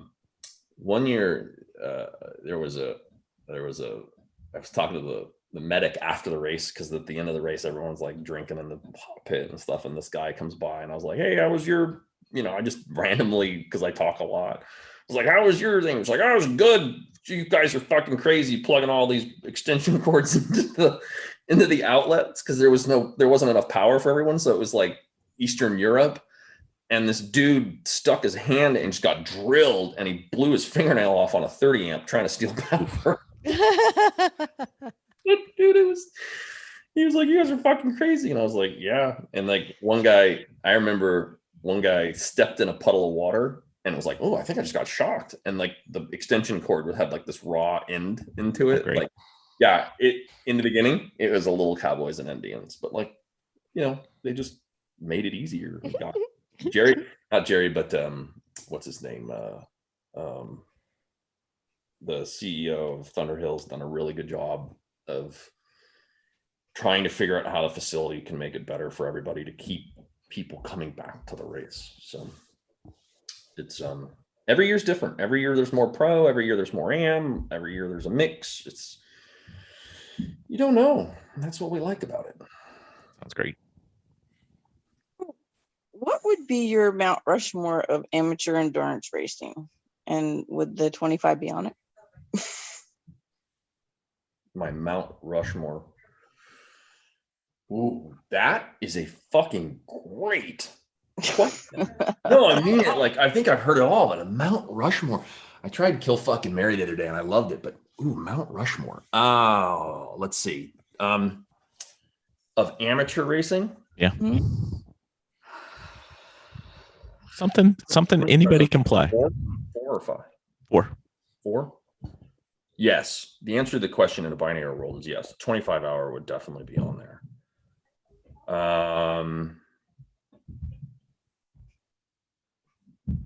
The Mount Rushmore. I think I watched last year I watched the Coda race that WRL put on. Right. I'm talking really hard about it with NASA of just being like, what can we do? Right? Like, how do we take the endurance racing championship further? So I'd like to see something there. I'd like to see something at a Daytona that doesn't really particularly exist in the regards of like the Mount Rushmores. I need more time to think about that. I'm kind of making these things. I'm just kind of rifling. That is so good. I don't think I've ever really been stumped that hard. I will tell you what I will tell you is this. Like, I think the problem that I have with Coda is it's really expensive to run. It's just, and that creates partly a barrier that can keep out. Right. I always like there, you got to keep it on a level where people can justify it, at least at a bucket level, list level price, right? So you cannot get out. I'll tell you right now, you can't get out of the 25-hour in E2. You cannot do it for less than $25,000. Right. Sorry, you broke up right there. You can't get out of there. Don't say it. She's listening. You can't get out of there for less than $25,000. Oh. Wow. If you do, we're not going to be on this podcast. I need to see that Excel sheet. I've done it somewhere. Well, you can't do it from the East Coast. I'll tell you that. It used to be 10 grand. It used to be 15 grand. There's the tires, the pace that you go at, the accommodations, the teams, all that stuff like that. You're going to look at it and go, we can do this for $10,000, $12,000. And then you're going to add in travel. You're going to add in hotels. You're going to add in food. You're going to add in beer. You're going to add in, it's just parts. Runs the store. Yeah. I mean, it's just like, you got to think about, like, you're just going to be like, fuck. And we're one of the cheapest teams on the block. So I would say that I would want to see that incorporated in my Mount Rushmore. It'd be nice if we could get them kind of across the country, like, a little bit spread, middle, eastern, northern. Well, my goal, what I'm trying to propose right now, and I don't know how to do this. Like, I need more time. It's sort of like, how do you pick a car and you start staring at something? I would love to see the endurance championship grow within each region, right? Because NASA's run up as a franchise. So like, the person who runs that, it's their business to run. So I would love to be able to kind of like work with Colorado and work with all these things, and then create at the nationals a endurance championship as well. It poses some problems because we already get 40 plus cars in a field. And then you're also talking about cars with massive speed deltas. So taking that around the country, that might be kind of a trick, but it would be pretty cool to kind of say, we're going to add, this region, and then the two would compete and have like a runoff at the end of the year. Maybe a regional qualifier to qualify. Yeah. I mean, those are the things that kind of like we've talked about. We've also talked about, work is really gaining a lot of momentum. And so how do we do that where it doesn't compete with the 25-hour? So we've talked about how do we do that? And I don't think there's some challenges out there right now around endurance racing. And how do you create that I'm going to totally steal this. Like, I think it's great. It's like, how do you create a Mount Rushmore for endurance racing? And you do it at a level where it's not competing with people. And that's, I think, an interesting, I don't think there's a good answer for that. I think that's probably one of the best motorsport questions I've ever been asked. Honestly, that's a good one. And I don't think there's an answer for it. So I have a good one. You do? We I have do, two in one Get podcast. ready, everybody. Okay. This is good. Prepping you. Okay. So getting ready for the Thunderhill. How do you prepare? And do you have any really good tips or tricks that one should have and should know? What have you learned along the way that worked and didn't work? And you would do differently. The Mount Rushmore was a way better question. I'm sure it was. That was an awesome one. We finally had a good question on our podcast. No, I just had a question. I just had a question. Not like I got a good. How big is your trailer? What's that? How big is your trailer? It's not big enough for the Thunderhill 25 from the East Coast. What, 20? Yeah, it's a 20. Okay. So, we're figuring we're shipping a lot of stuff, and then we'll meet. All right. So here's what you have. This is what I try to do every year is rather than bring a parts bin, I try to bring a whole nother car. Mm-hmm. You bring a donor. Yeah. Sean Sampson, biggest shooter in the whole world, right? They say that the ball never lies in sports. Well, he got a piece of pebble wedged in his clutch fork. Who's ever had that happen? Well, that shit happens to you at the 25-hour. People's seat frames that are steel break. That doesn't happen. That happens at the 25-hour. I don't know how to explain it to you, but if it sucks and it's a one-off anomaly, it's going to happen to you the 25-hour. So I always say the best thing I always tell everybody is build 2 cars or bring your friends. And that's been a really good rule of thumb. We had an injector connector burn. And so we had to go, what's that? Awesome. I said, yeah, just the connector. And it was like, okay, well, and we went and cut the harness on the other car and pulled that connector off and did it. And we just kept going. But it was like, you can't get it. Like, you're done for a connector, right? Mm-hmm. And so I always tell everybody, bring another car or have a friend that has a car like it. Right. The E46 is a really good community because there's a lot of people with spare cars. So like I called up Big Papa, Steve Stepanian. He's a race official. He was sleeping. I said, you have a car at this track, right? He goes, well, I just bought one and it got delivered to me. And I was like, where is it? And he goes, it's covered in the skid pad. And I was like, can I poach it? And he was like, yeah. And so I just went and pillaged his car because no one had it. So it's a really cool thing in the E46 community. You just have to have those alliances built. But you're going to need anything driveline. You need to have it because if it goes, you just travel across the country. It's a poke and you're out. I mean, bearings, control arms, shit like that happens. I get it. But like you got, and then, that feeling when you leave the house, you're like, I'm fucking forgetting something. Yep. You will, and there's nothing you can do about it. And it's just like, whatever. Your 20-foot trailer will make a really good like home base or like the place where the drivers change or something to that effect. Yep.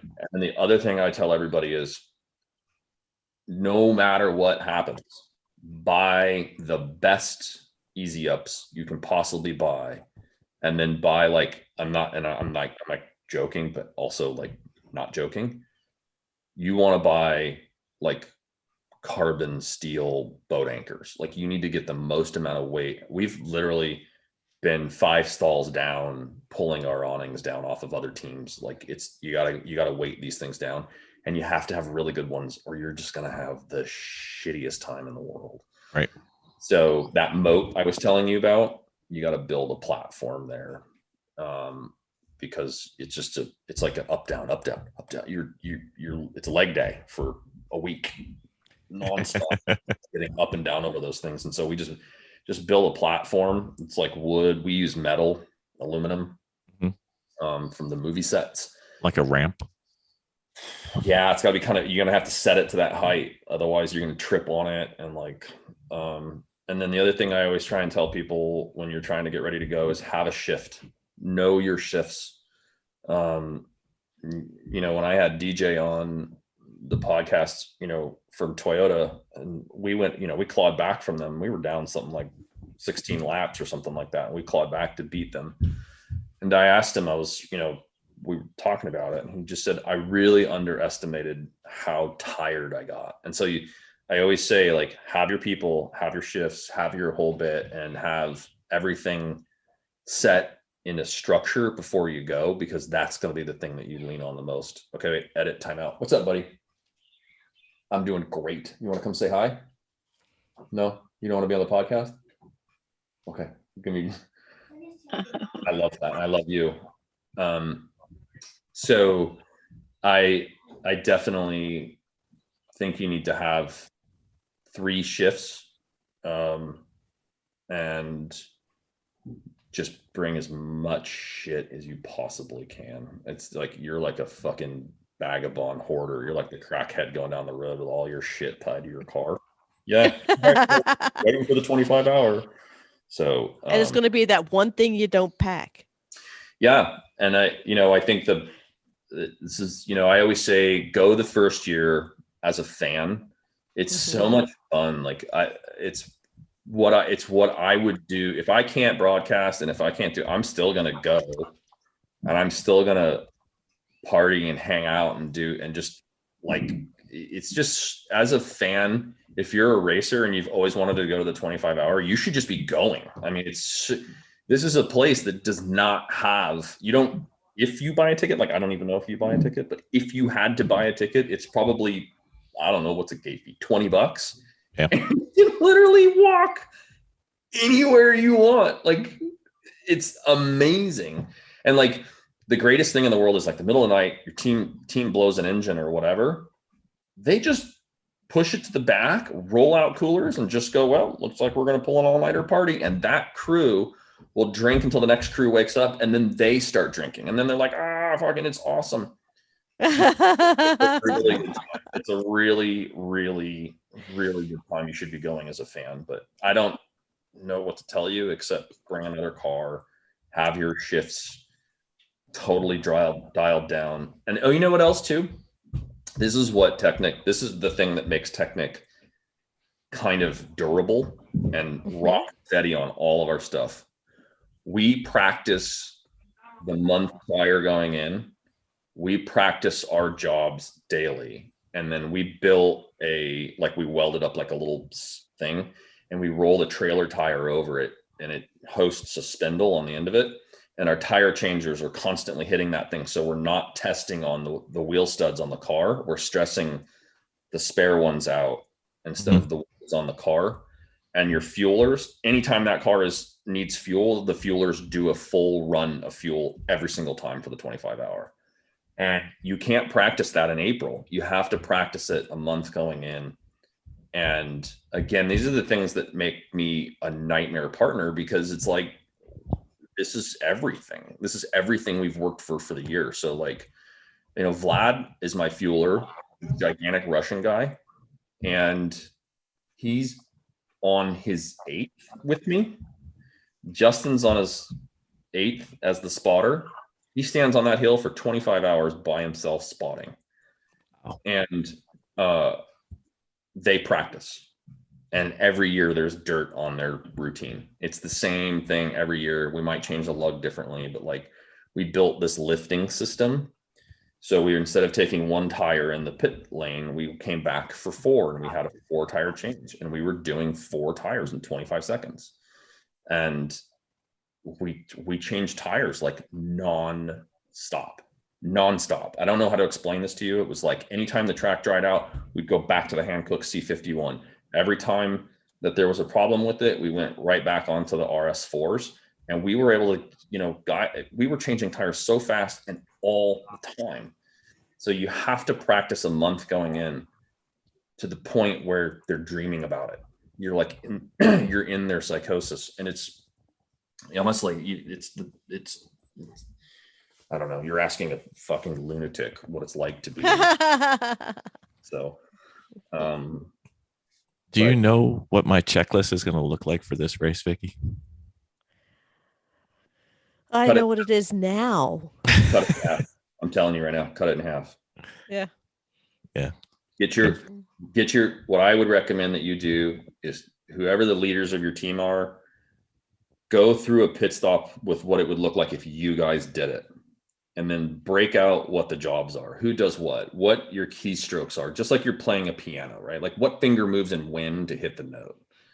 And when you do that, you go, okay, freeze, and do not improve on it.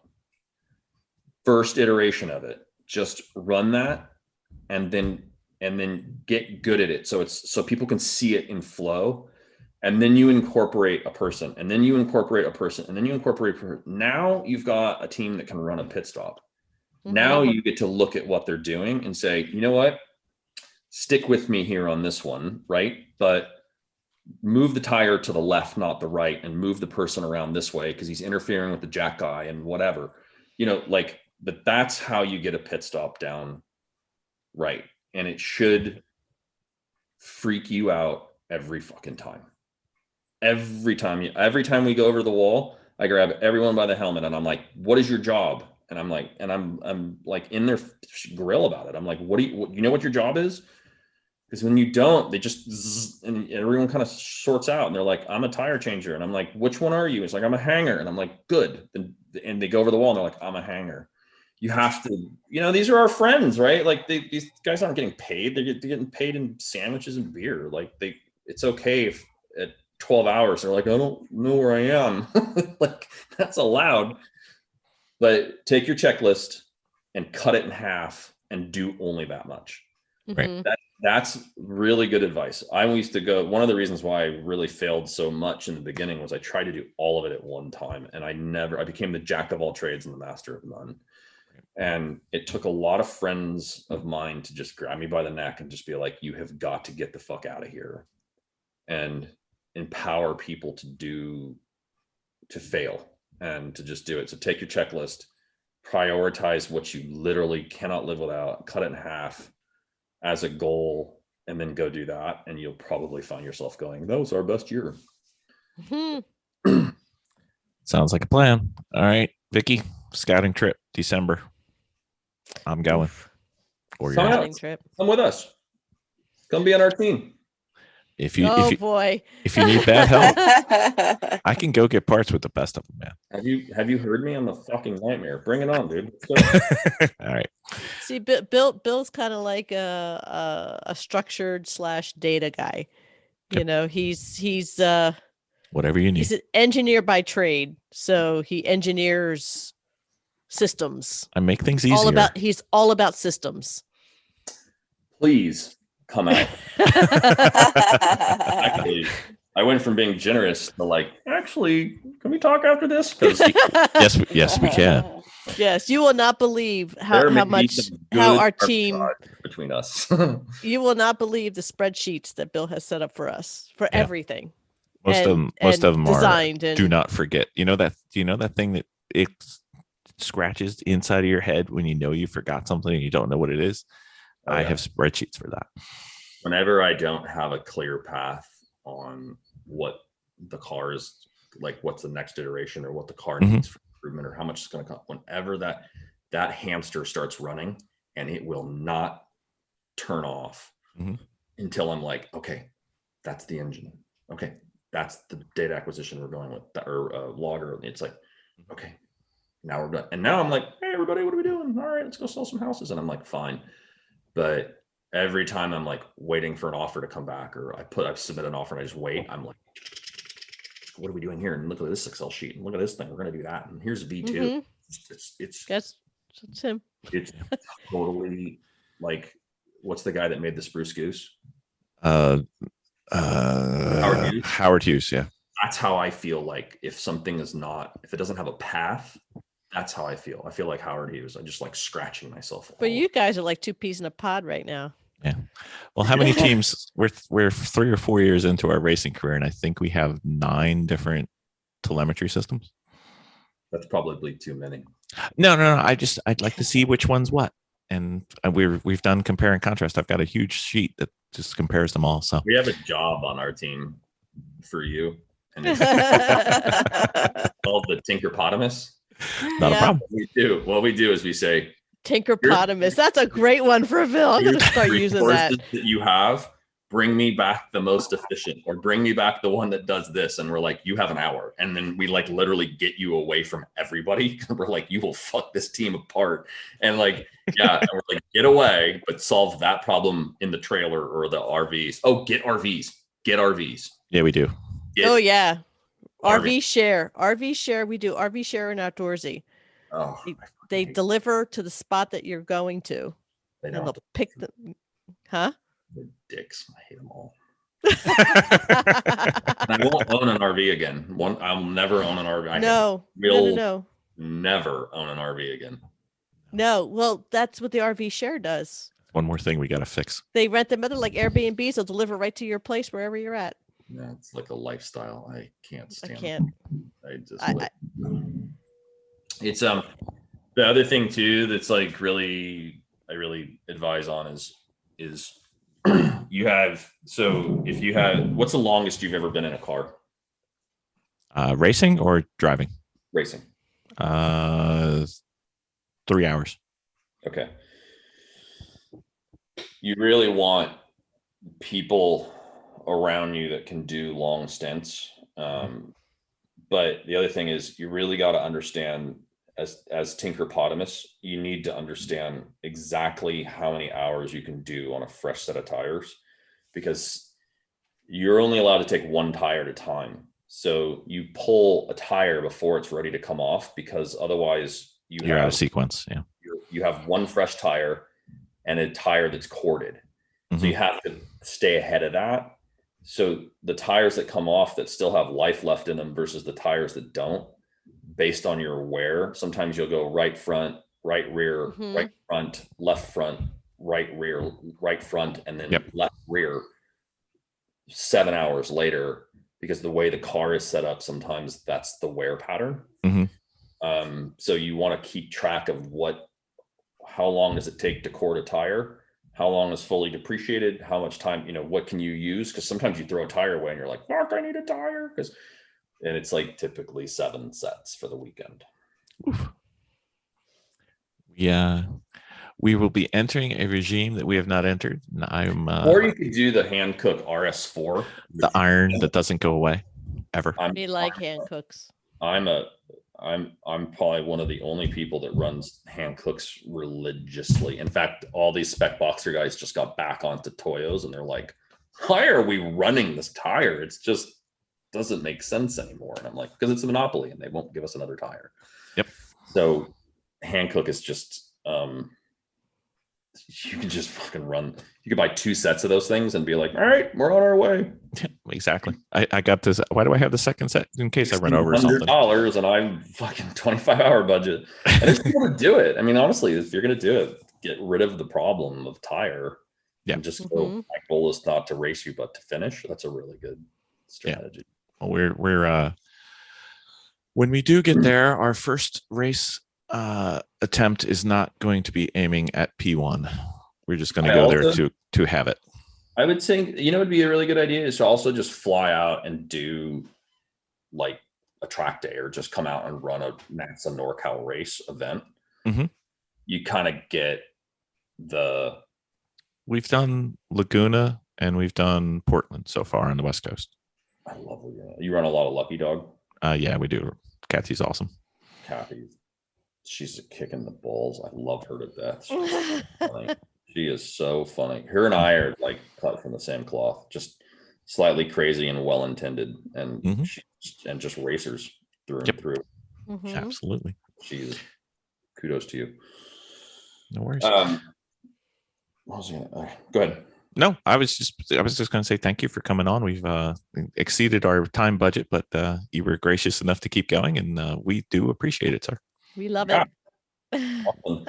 Jenny, thank you for that fabulous question. I'm going to now have that little hamster running around in my wheel of what would my I'm serious. That was a great question. Next time we have you on, I'll expect you to answer it. You know what I think?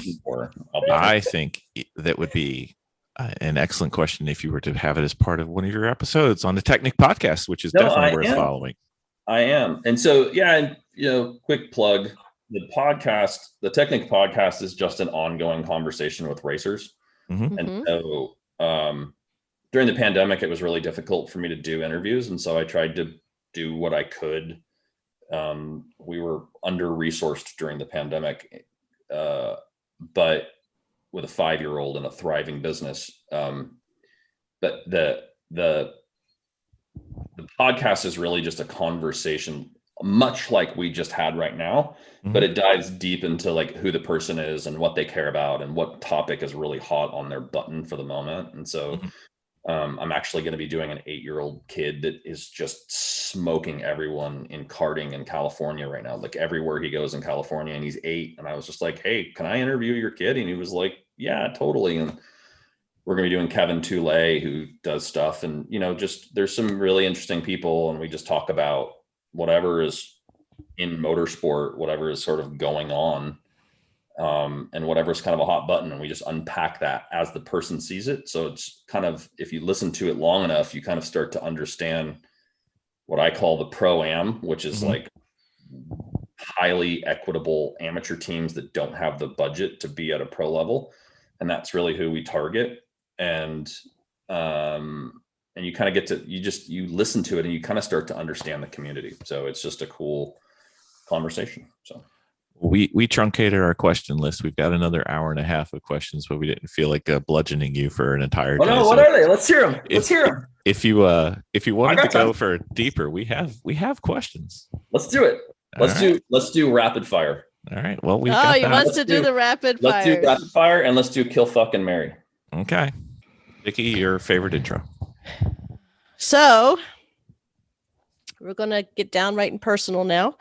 We're Peter asked for this. This is the bonus plan. You asked for this. The bonus questions. So we're going to do our fast and furious storytime questions, rapid fire questions. It's rapid fire as we can kind of get them kind of off the cuff thoughts.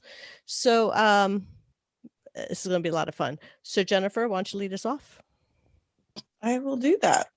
So what was your very first car? And what was the very worst car you ever had? My very first car, well, the first car that I got to drive was a 1983 Saab Turbo, but technically that was my dad's. My first car was a 1956 Ford F100 with a Y block 272. Wow. Nice. And the worst car? I'm not gonna lie. I've had about 83 cars. I think I'm on. One's got to stick out. If you want some, we can give you some. I mean, our cars would definitely be your worst cars. Okay, so I've had 6 Broncos, and I had an 84 Bronco that was vacuum, all that vacuum operated shit on it. I hated that fucking car. And you know what else? You know the other car that I had that I did not like either? I had a 2007 Audi A4. Like, just, it was like a $99 lease or something like that I just picked up while I was buying a car.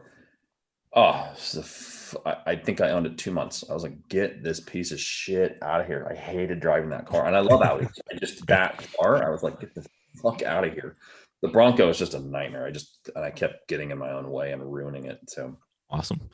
So one of our bucket list people we're still trying to get, Spike Ferris, and on his podcast, he refers to it as a taproot car. It was the car that growing up got you to be the car guy or car girl, in your case, car guy. It could be a Matchbox car, a Hot Wheels car. It could be your neighbor's car. It could be your parents' car. It could be anything. What was the car that really got you? Ooh, I don't know. Honestly, I don't know if there was ever one car. I was a kid that just was obsessed with cars. I mean, my mom actually thought I was like autistic for a little while because I like check out, and then she figured out that I was staring at the wheels when the cars drove by. I was just zoning out on cars. I think the car that kind of, I've never looked at one car that tapped into one thing. I'm a big Jeep CJ Wrangler fan. Okay. I think there's something super terrific about being able to take the top off, and it's visceral, and it's all those different things.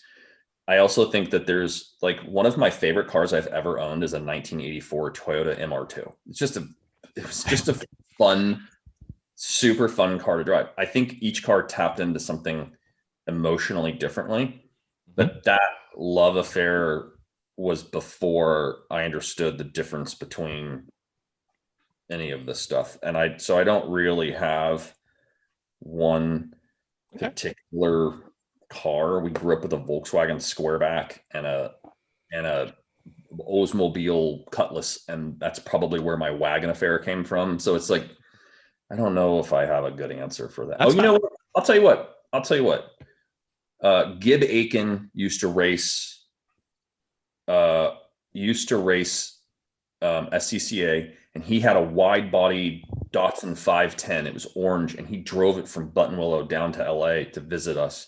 And I remember we had this like little like trash can area, and he parked that car in there. And I remember that was the first time I was like, what the fuck is that? Like, whoa, what's going on here? So I'll call that my tap car.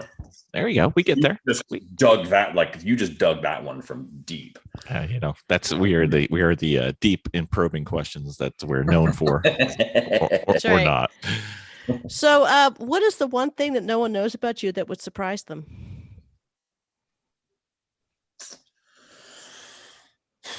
Do you have any hidden hobbies? Do you paint? Do you play any instruments?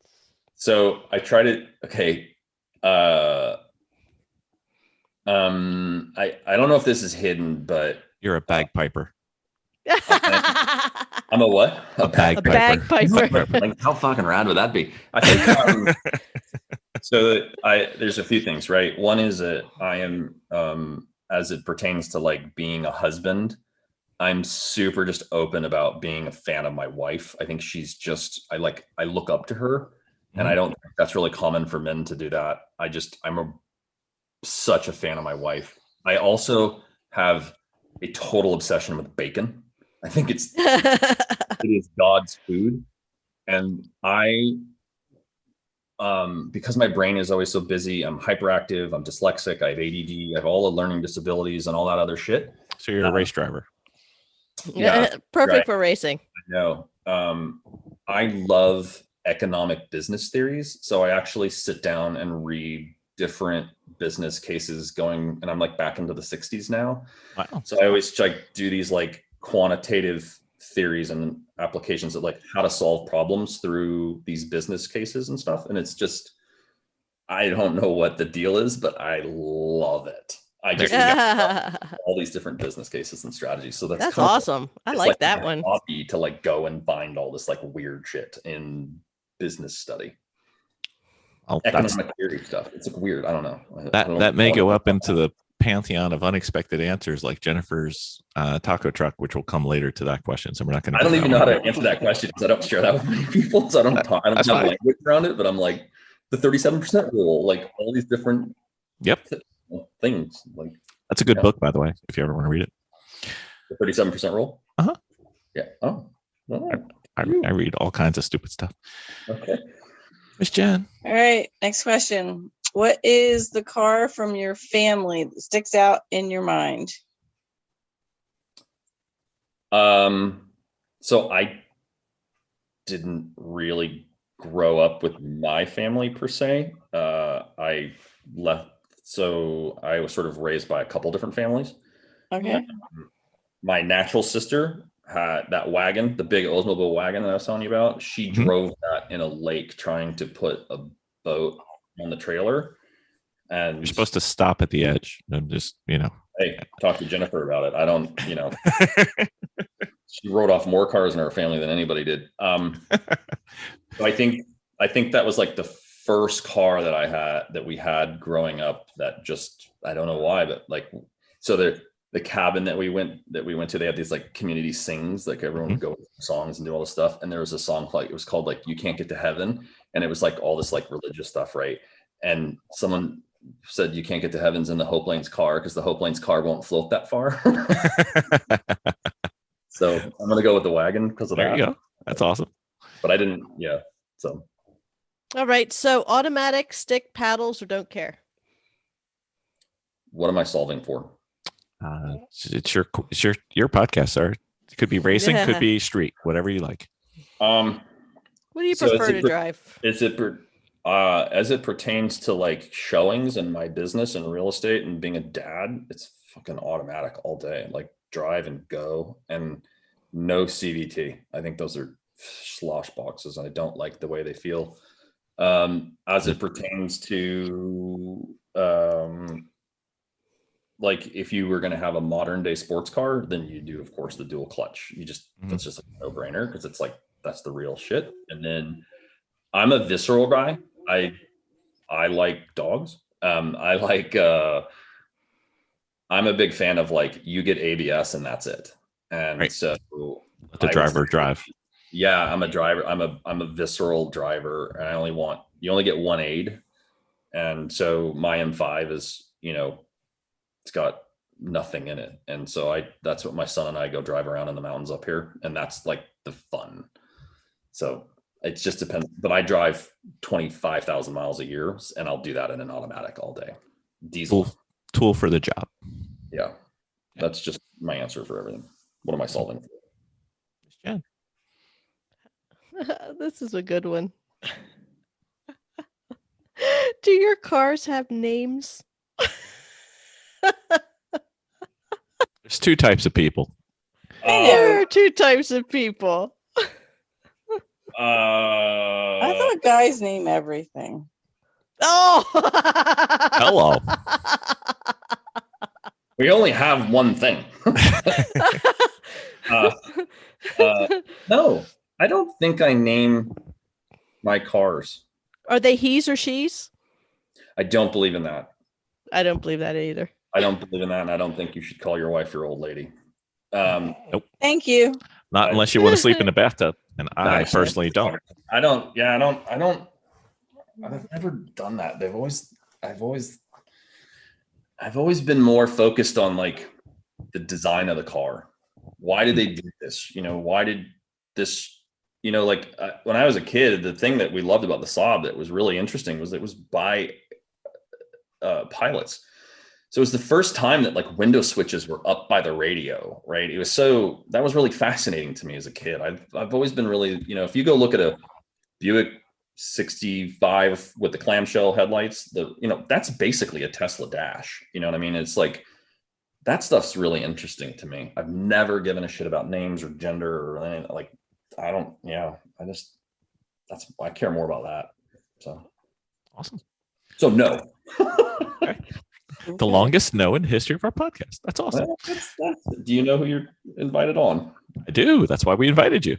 Longest answer ever for everything. Oh, trust me. We've had longer answers. Just go look at the mental podcast. They're always 3 hours.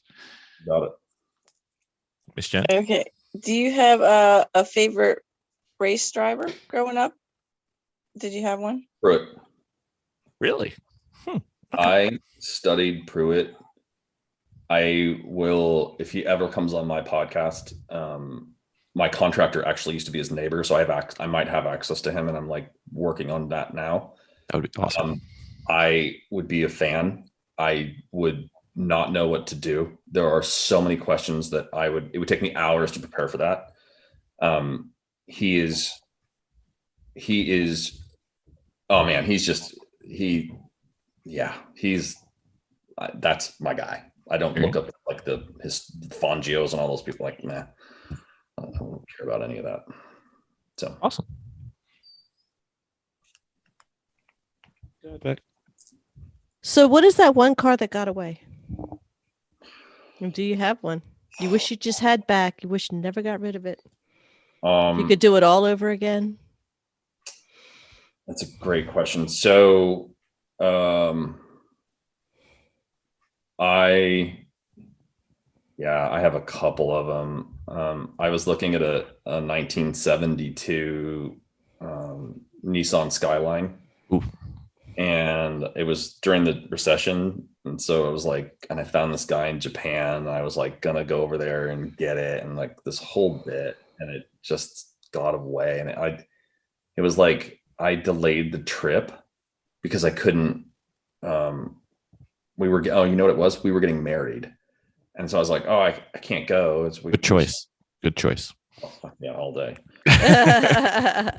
Another car that got away was when I worked in dealerships.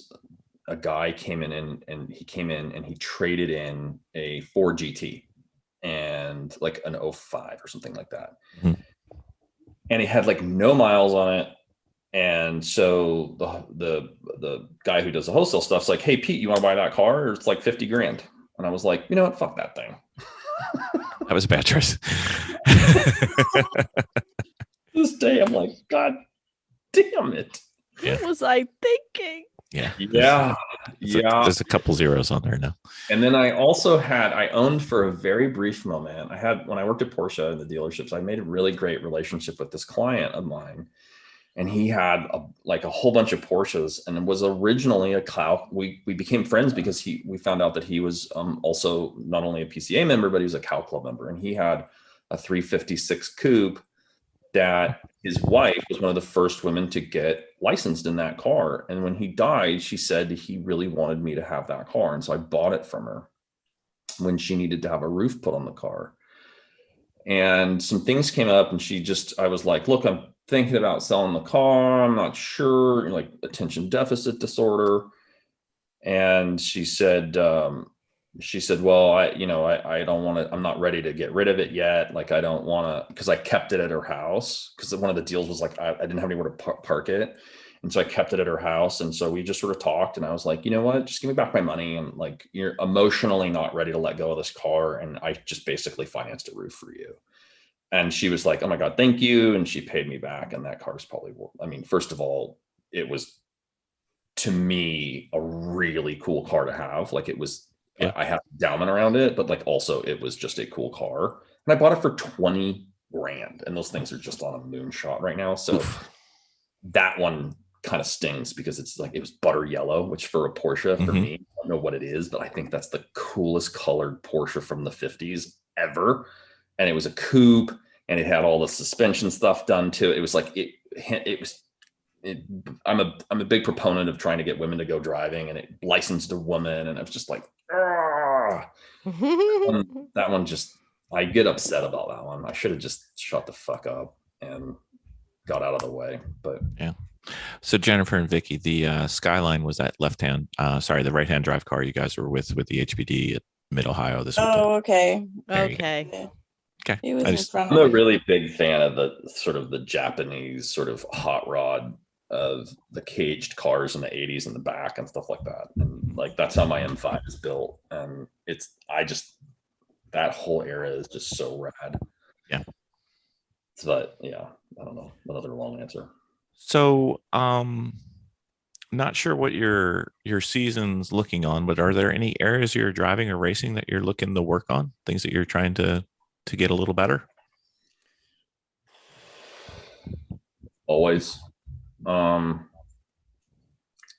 think that right now, switching to the Boxster platform has been really challenging. The BMW community, especially around Spec E46 and James Clay and all the guys that help run Spec E46, they're so great because they put those files out for everyone to comb over to help you learn faster.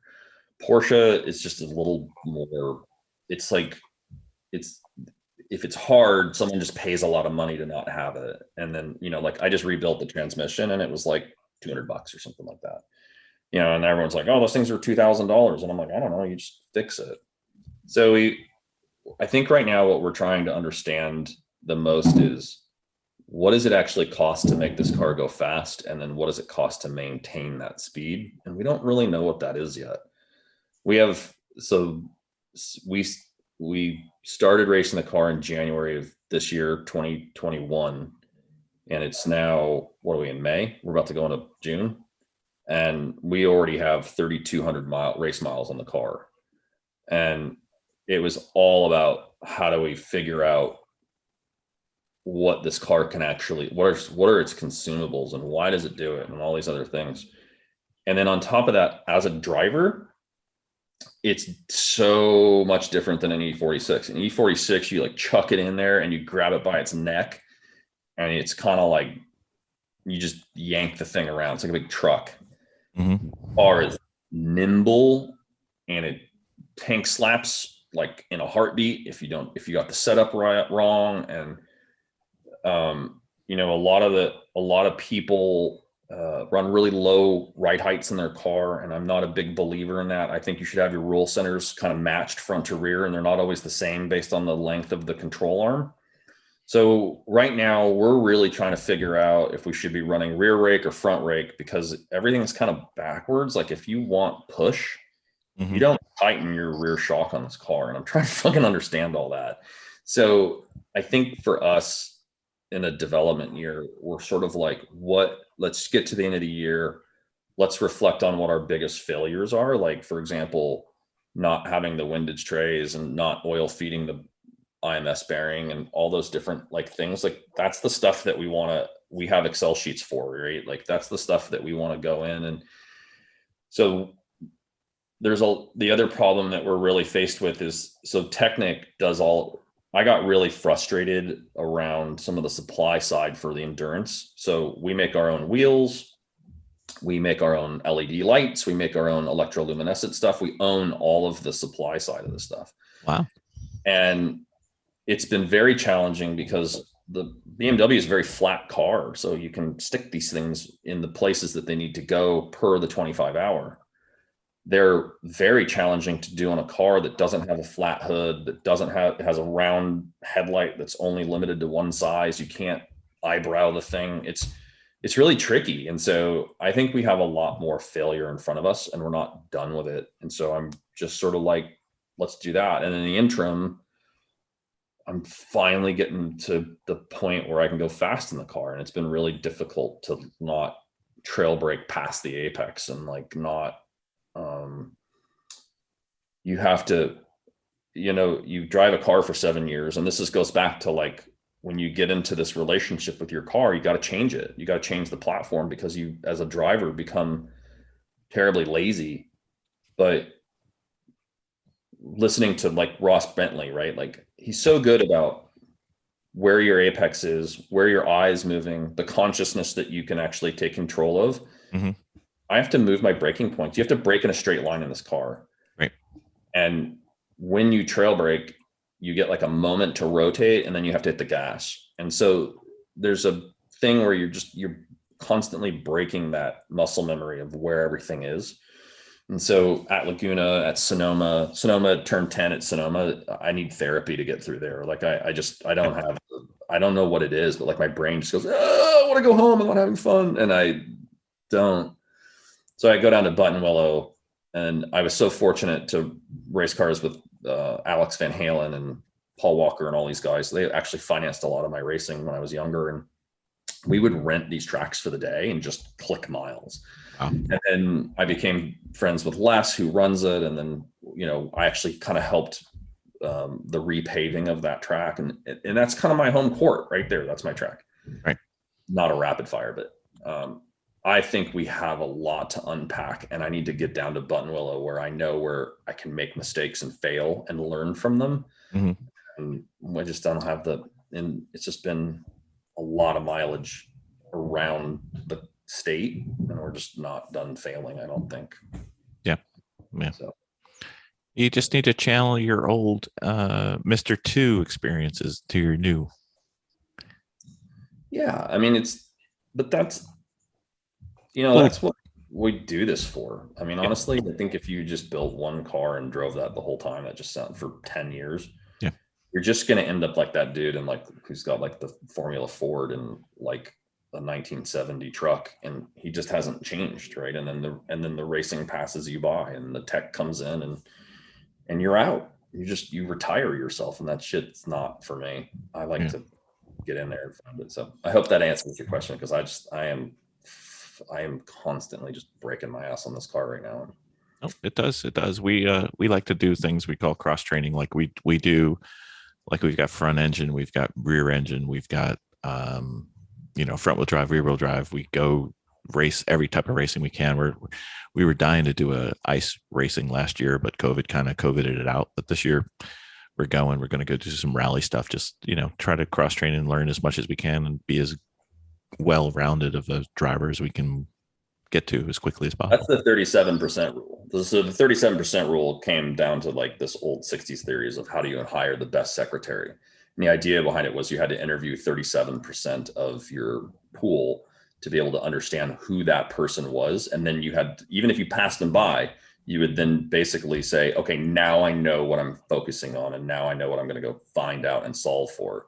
Mm-hmm. And so I think we're still trying to figure out what that 37% is. We're still going, and we know that. And we're like, okay, we blew the engine, and Utah is a complete poke, and we got a new 48-foot trailer now. And I'm like, I have in Silicon Valley, like, where do you put that thing? So like, let's just solve the problems at hand. Let's scratch Utah.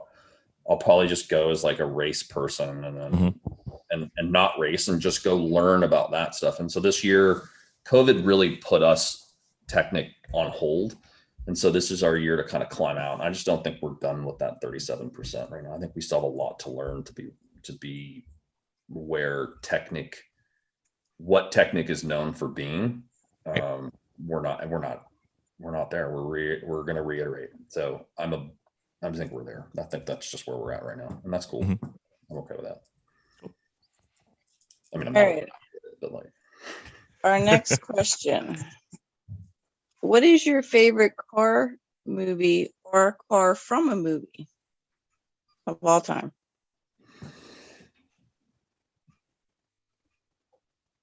So I'm a big fan of Herbie. The Love Bug. Yeah, I just think it's fun. I just think it's like good entertainment. I also think that is it Lamar? That's the one with Steve McQueen. Steve McQueen, like, yeah. I love that movie.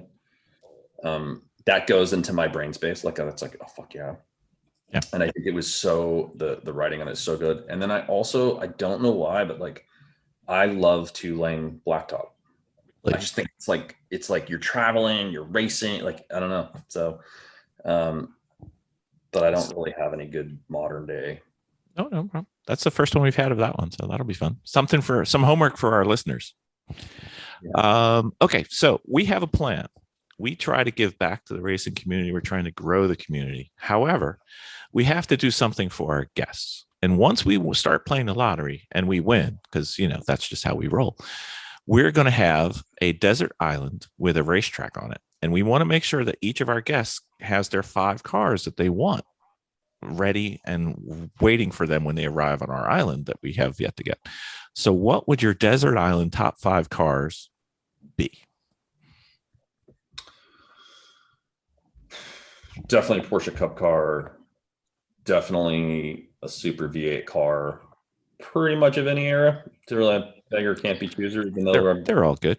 Going to an island, I'd probably say, probably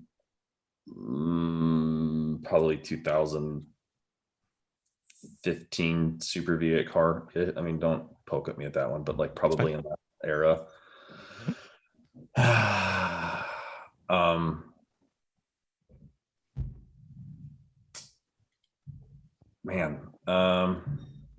Probably a Datsun 240, like 1972, 70. That'd be fun. Something of that, Japanese era. Mm-hmm.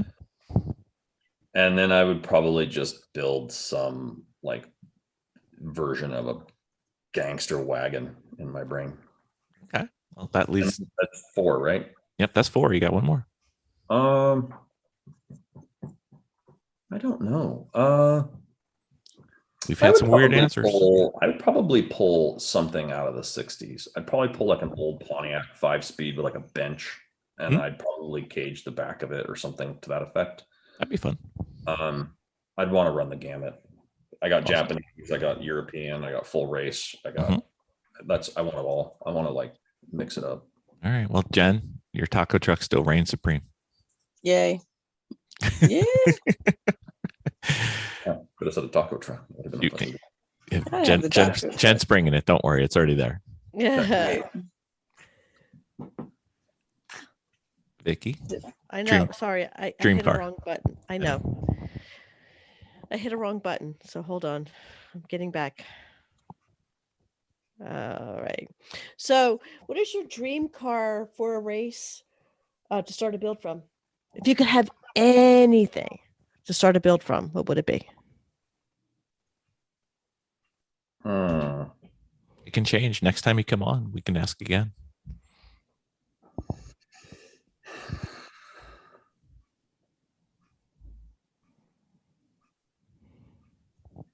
Oh, we stumped him.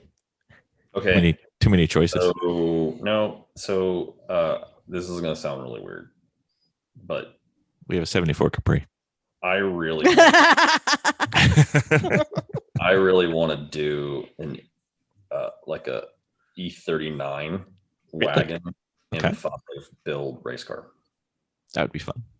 We have a friend. I don't know, like you're getting all these things in my closet. Like I don't share this shit with anyone, but like I want to make that an E1 car, and I think that would be so cool to put a V8 in 5 and just build a gangster, just nod to European touring car with the wagon. Stuff we didn't get. But I just think that would be a cool car. I like that E39 M5, and I just think a wagon, and I just chocolate and peanut butter and chocolate. So well, these are the things when you come on to the Barbara Walters and Training podcast. So right.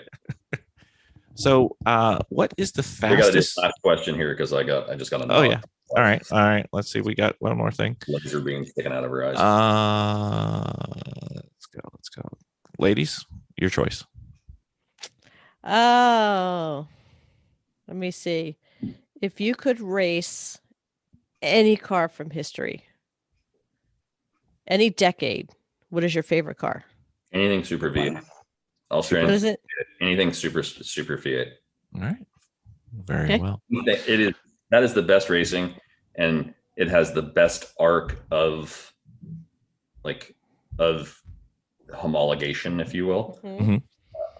I'm such a fan of that whole era of racing and Bathurst and Panorama.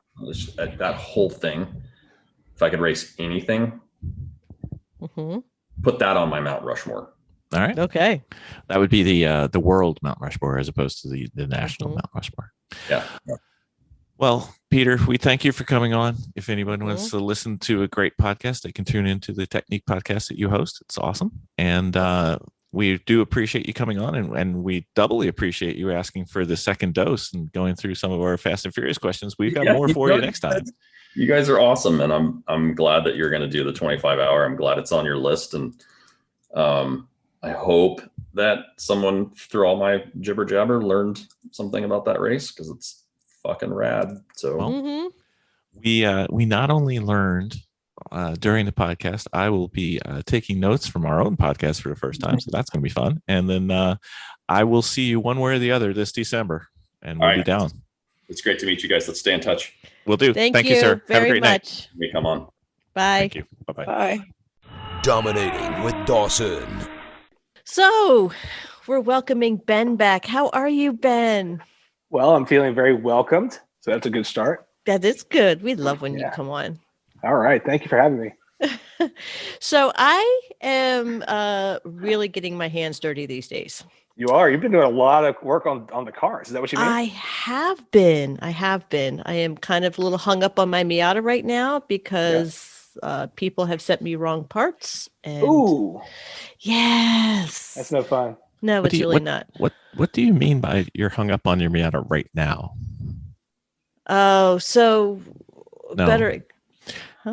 Ever since you started working on cars, you've been hung up on your Miata. So I am hung up on my. I love my Miata. So yeah. So anyway, just real quick story. I end up taking the Miata apart a little bit, Alan and I, and we're doing a deep dive, and I got to see the inside of the beautiful engine after the valve cover had come off, and it, and we were very nervous about going into it and taking a look at it. Because we haven't done any maintenance to it. And I tell you, the guy had taken prime care of this car. This thing is so clean. How many miles are on it? I have no idea. 104,000. Okay. That's not bad. 104? Yeah. So that's a VVT, right, Bill? Like a 0102? 99. Okay. Yeah. So right now we kind of figure since we're doing the 60,000 essentially car care for it, and why we're inside taking the valve cover off, we're just going to do all of it. We're going to change the water, but we don't know, changing the consumables they are. Right. So anyway, Reset. I don't know how this is getting to a dominating with Dawson, but go ahead. I know. So anyway, so I love I'm the looking. fact that you talk about a water pump as a consumable. That's how badass of a mechanic you are. Like, yeah, we're just changing consumables like water pump stuff like that. No big deal. Well, I don't know how long. Look around since we're in there. Yeah, well, you know why? Is because it takes a lot just to get to the water pump. We kind of figured while we're there, we're just going to do it. I'm in awe. You're such a badass. Let's tell me more. It's very rare I get to talk cars because people around me don't understand cars. So I'm just like, oh, I'm really okay. So welcome to Victimizing with Vicky. That's right. So anyway, now that I'm working with the cars. Valve trains with Vicky. Go ahead. Yeah. Now that I'm getting my hands dirty and I want to start doing more to manipulate the car. So what are some of the ways and the things I can do to change the behavior of the car? I think we might have touched on this subject before, but say, for instance, I want a stiffer car. I want a tighter car. I want something that runs harder or firmer. What are some of the things? Understeer. What are some of the things I can do to get more out of my car just by tweaking it? I know, like I'm driving okay, but I know I can do a little more. My car might sway too much, and I just want to tighten it down and get it closer to the track and get it so it hugs the corners more, and I don't feel like I'm swaying outside. Can you help me with that? Well, sure. It sort of depends on how much adjustability whatever vehicle you're talking about has built in. Sometimes you watch a race and talk about, this car's got a lot of adjustability built in, or these cars don't. So we're usually talking about racing or driving production-based vehicles. So right there, it means that we're not able to adjust every single thing like you would on a race vehicle that's built from the ground up. If you're driving a car that has adjustable sway bars, for instance, those are the bars that tie the front end from one side to the other and limit the sway. Same at the back, ties the two corners of the back together, and they limit the sway of the chassis.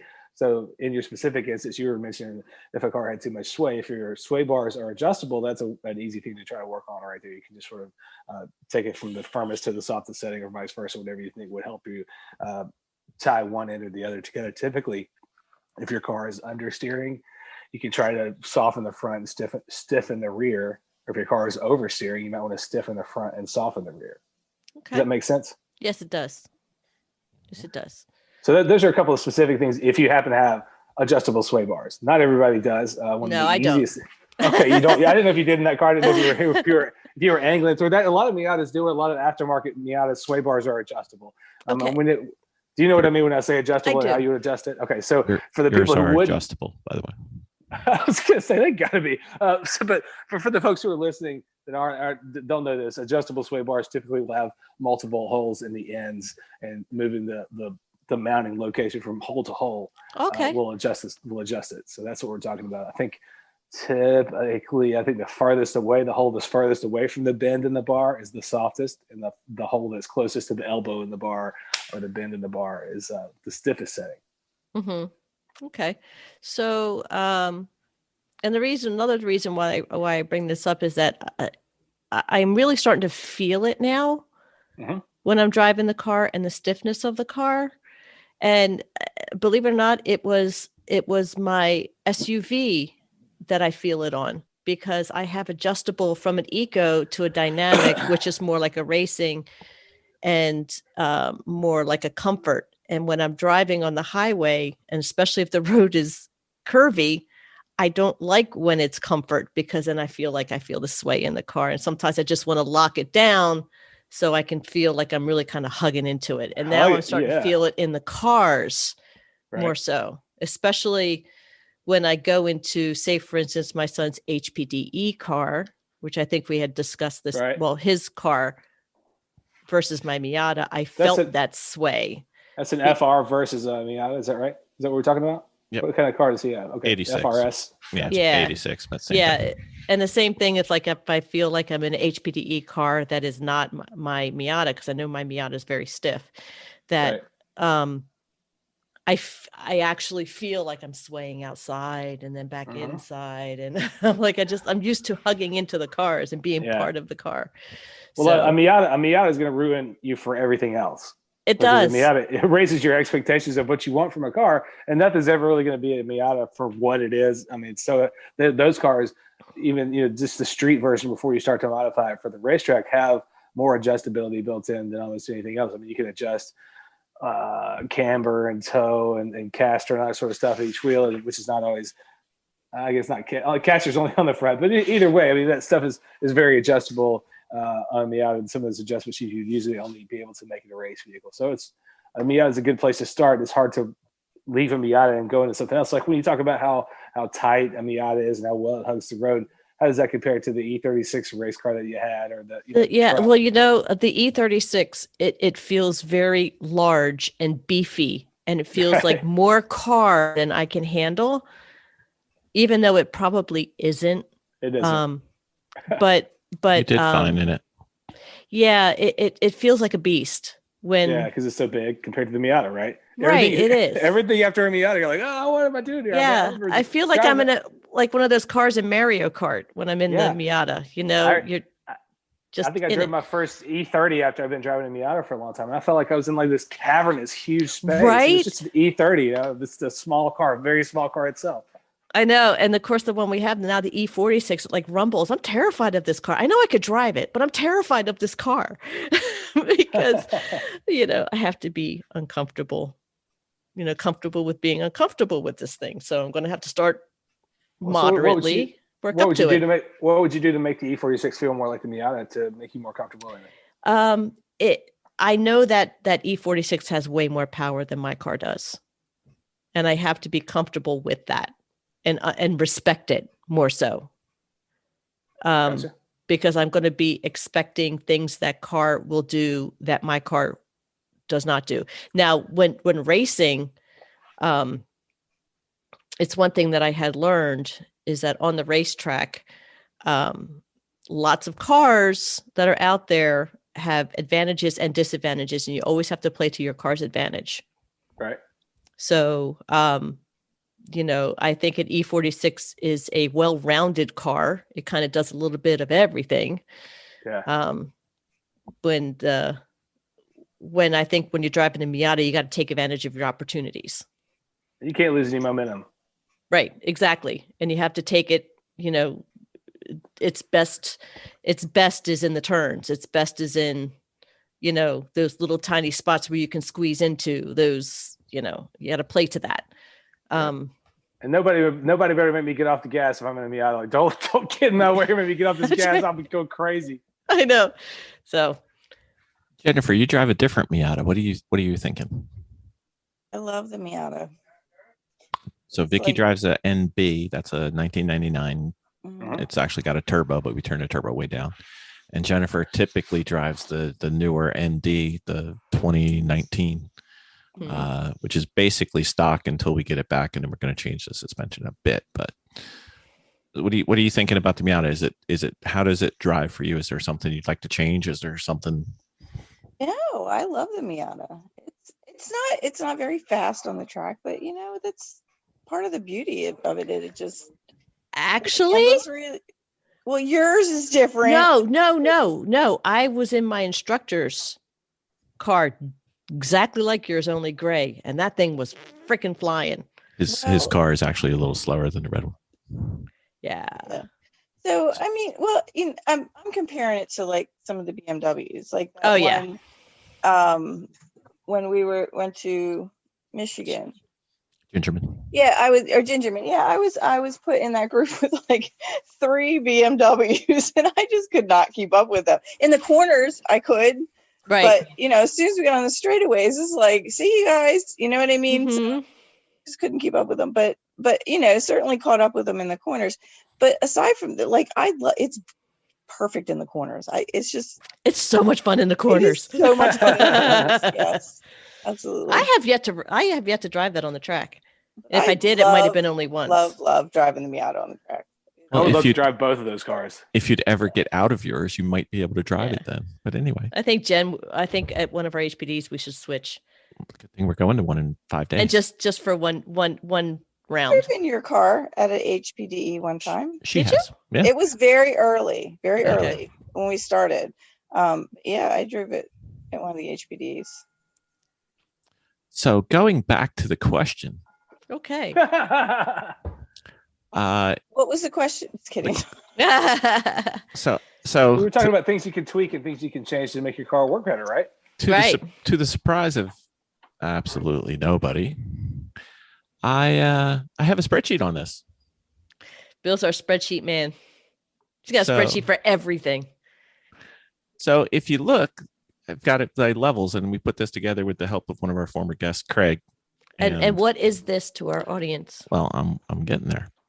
So there's the basic stuff that you just have to do to get your car rolling, which is, fluids, lug nuts, things like that. But then the primary controls that we came to, the ones that the gross knobs, the gross adjustments, you want to look at your tire pressure, your tire camber, your tire toe, maybe the tire width and the profile, which is not easy to change, maybe the diameter and the rim weight. But then you've got refinements that you can work on later, which is where you start going into your sway bars and your suspension adjustments and your bounce and rebound, if you have that adjustment, and things of that nature. So you want to start making sure the car is stable. Then you want to start refining things at a more gross level, and then you want to start refining things as a more fine tuning. Does that generically sound like something a decent approach there, Ben? Yes, it does. It's good to have spreadsheets. We highly recommend spreadsheets. So, you know what else? Some of these three people here highly recommend spreadsheets. One person here recommends keeping this all in your head, and if you can keep it all in your head and still go fast, you don't have to bother with the spreadsheets. And for those of you at home who don't have heads that remember this stuff, go to GarageSeriesandTraining.com, and your spreadsheet will be there for you. That's cool. So, we're going to have a link to this in the show notes? Absolutely. I think that would be a great idea. I'm going to secretly download it. Never tell anybody. So the reason that I like the spreadsheet, Ben, and it's not because I don't know a good amount of this, it's that I often talk myself into the opposite. Like, in order to make the car turn in more and be less oversteer, I changed the back. No, I changed the front. And I just like having a spreadsheet to go like, direction. There were so many times when I was doing kart racing on an dirt oval when I first started out. I would learn all this stuff and be like, all right, this is the gospel on stuff. You want to be running this gear at this time of day, blah, blah, blah. But I would get slower and slower, kind of working my way further and further away from the good setup. Some smart guy would help me set up or whatever. And I would end up so far like up my own ass and around the corner, and then somebody would come up and like reset the thing. I was like, God, things had really gone pretty far afield for me just trying to get this go-kart to go fast. So yes, you're right. It's good to have a good reference and a head check. You can always go back and say like, all right, here's what's going on. Yep. So it's just, the reason that I realized I needed a spreadsheet was the first time we were driving in the cold. I talked myself into two different things, that I need to raise my cold tire pressure or I need to lower my cold tire pressure. And I couldn't decide which one was right. And I guessed and I went the wrong way. What was the answer? More? More, a little more. Okay. All right, yeah. Yeah. So But I have to build heat quicker, right? Yeah, to build heat. Well, you're not going to get to as high a heat because it's cold, but you still need to get to the same effective hot pressure. So, and then we do have a part B to the spreadsheet where we get into the, response of your car versus what you should do and what you should work at. If you're getting understeer at the 3 parts of the corner or oversteer, or if you're having transition issues between turn in and turn out, or flat slides and things like that. So the spreadsheet might help you, might even teach you one thing. Who knows? Well, since this is a spreadsheet, there's got to be a way you can break out into a new table that can track your results from each thing you try, right? I mean, there's got to be a way to calculate the data right there within the spreadsheet format. Bill, you going to pull it up? That's a different spreadsheet, Ben, but I have that one too. If you like, I could bring out the 50 tab spreadsheet, which has everything. I tried to bring the short one. But so either you have a spreadsheet or not, try one thing at a time. Keep track of how it works. Don't get too far afield. No, we brought this up before that Bill is heavily a data guy, just in general. So I don't recommend downloading a ton of data when you're going into racing, because you're going to overwhelm yourself. Just go in, fix your car, drive fast, and then take your data step by step. Have fun. Have a good time. You're going to get overwhelmed if you go too much if you're data. Just starting, yeah. If you're just starting, just don't. But as you start going along, you're like, oh, I can do this, then go look for it. Oh, I should do this, then go look for it. Not all at one time. I've looked at 0 data in my entire career and built 0 spreadsheets. So you can do whatever the hell you want. Whatever makes it fun for you. That's right. And half the fun of me building these is then I learn while I'm building. So that's half the reason I do it. And if you ever need one, it's always on our website. And Bill tells us. I think that's another good point. I mean, part of Bill's learning process is to collate all the data, like kind of recomb through it, kind of make sure how it relates to him and how he understands it. So, I mean, it depends on how you learn, how you assimilate information for your next, to affect your next performance. Everybody has a different learning style. One of the things we were talking about recently when we talked about the concept of OSB, I forgot to mention, but I had a student who, I'm a pretty active and not exactly in your face instructor, but this guy was very low key. And did you have to poke him to keep him awake? No, but like I'm an instructor who gesticulates my hands. I'm doing it now, even though nobody can see it, listen to this podcast. But I gesticulate. I'm kind of like pointing. I use my hands more than my mouth a lot of times, depending on the person. And this guy was finally like, "Hey, you got to keep your hands out of my eye line. I'm going to wreck this car." I was like, "Whoa!" Just there was a pretty extreme difference of opinion of how he wanted to learn and what I was doing. I was like, "Okay, cool." I mean, by the time this was over, I was like, this guy's got some emotional problems. We are not going to handle some race car driving, but I had to kind of tune my approach to what he needed. Just imagine if you grabbed a steering wheel. Well, yeah, I'm not one of those guys, but there are instructors who are comfortable doing that. Yeah. My response would be, do you plan on coming back with a stump if you do that again? Yeah. No worries. All right. Sounds like we've got several dozen ways to affect the handling of your car. Yeah, from the bit, they're taking a big swing to bringing your scalpel out and taking little slices, right? Yep. Yeah. Thank you, Ben. Thanks, cool Ben. Good luck. We need it.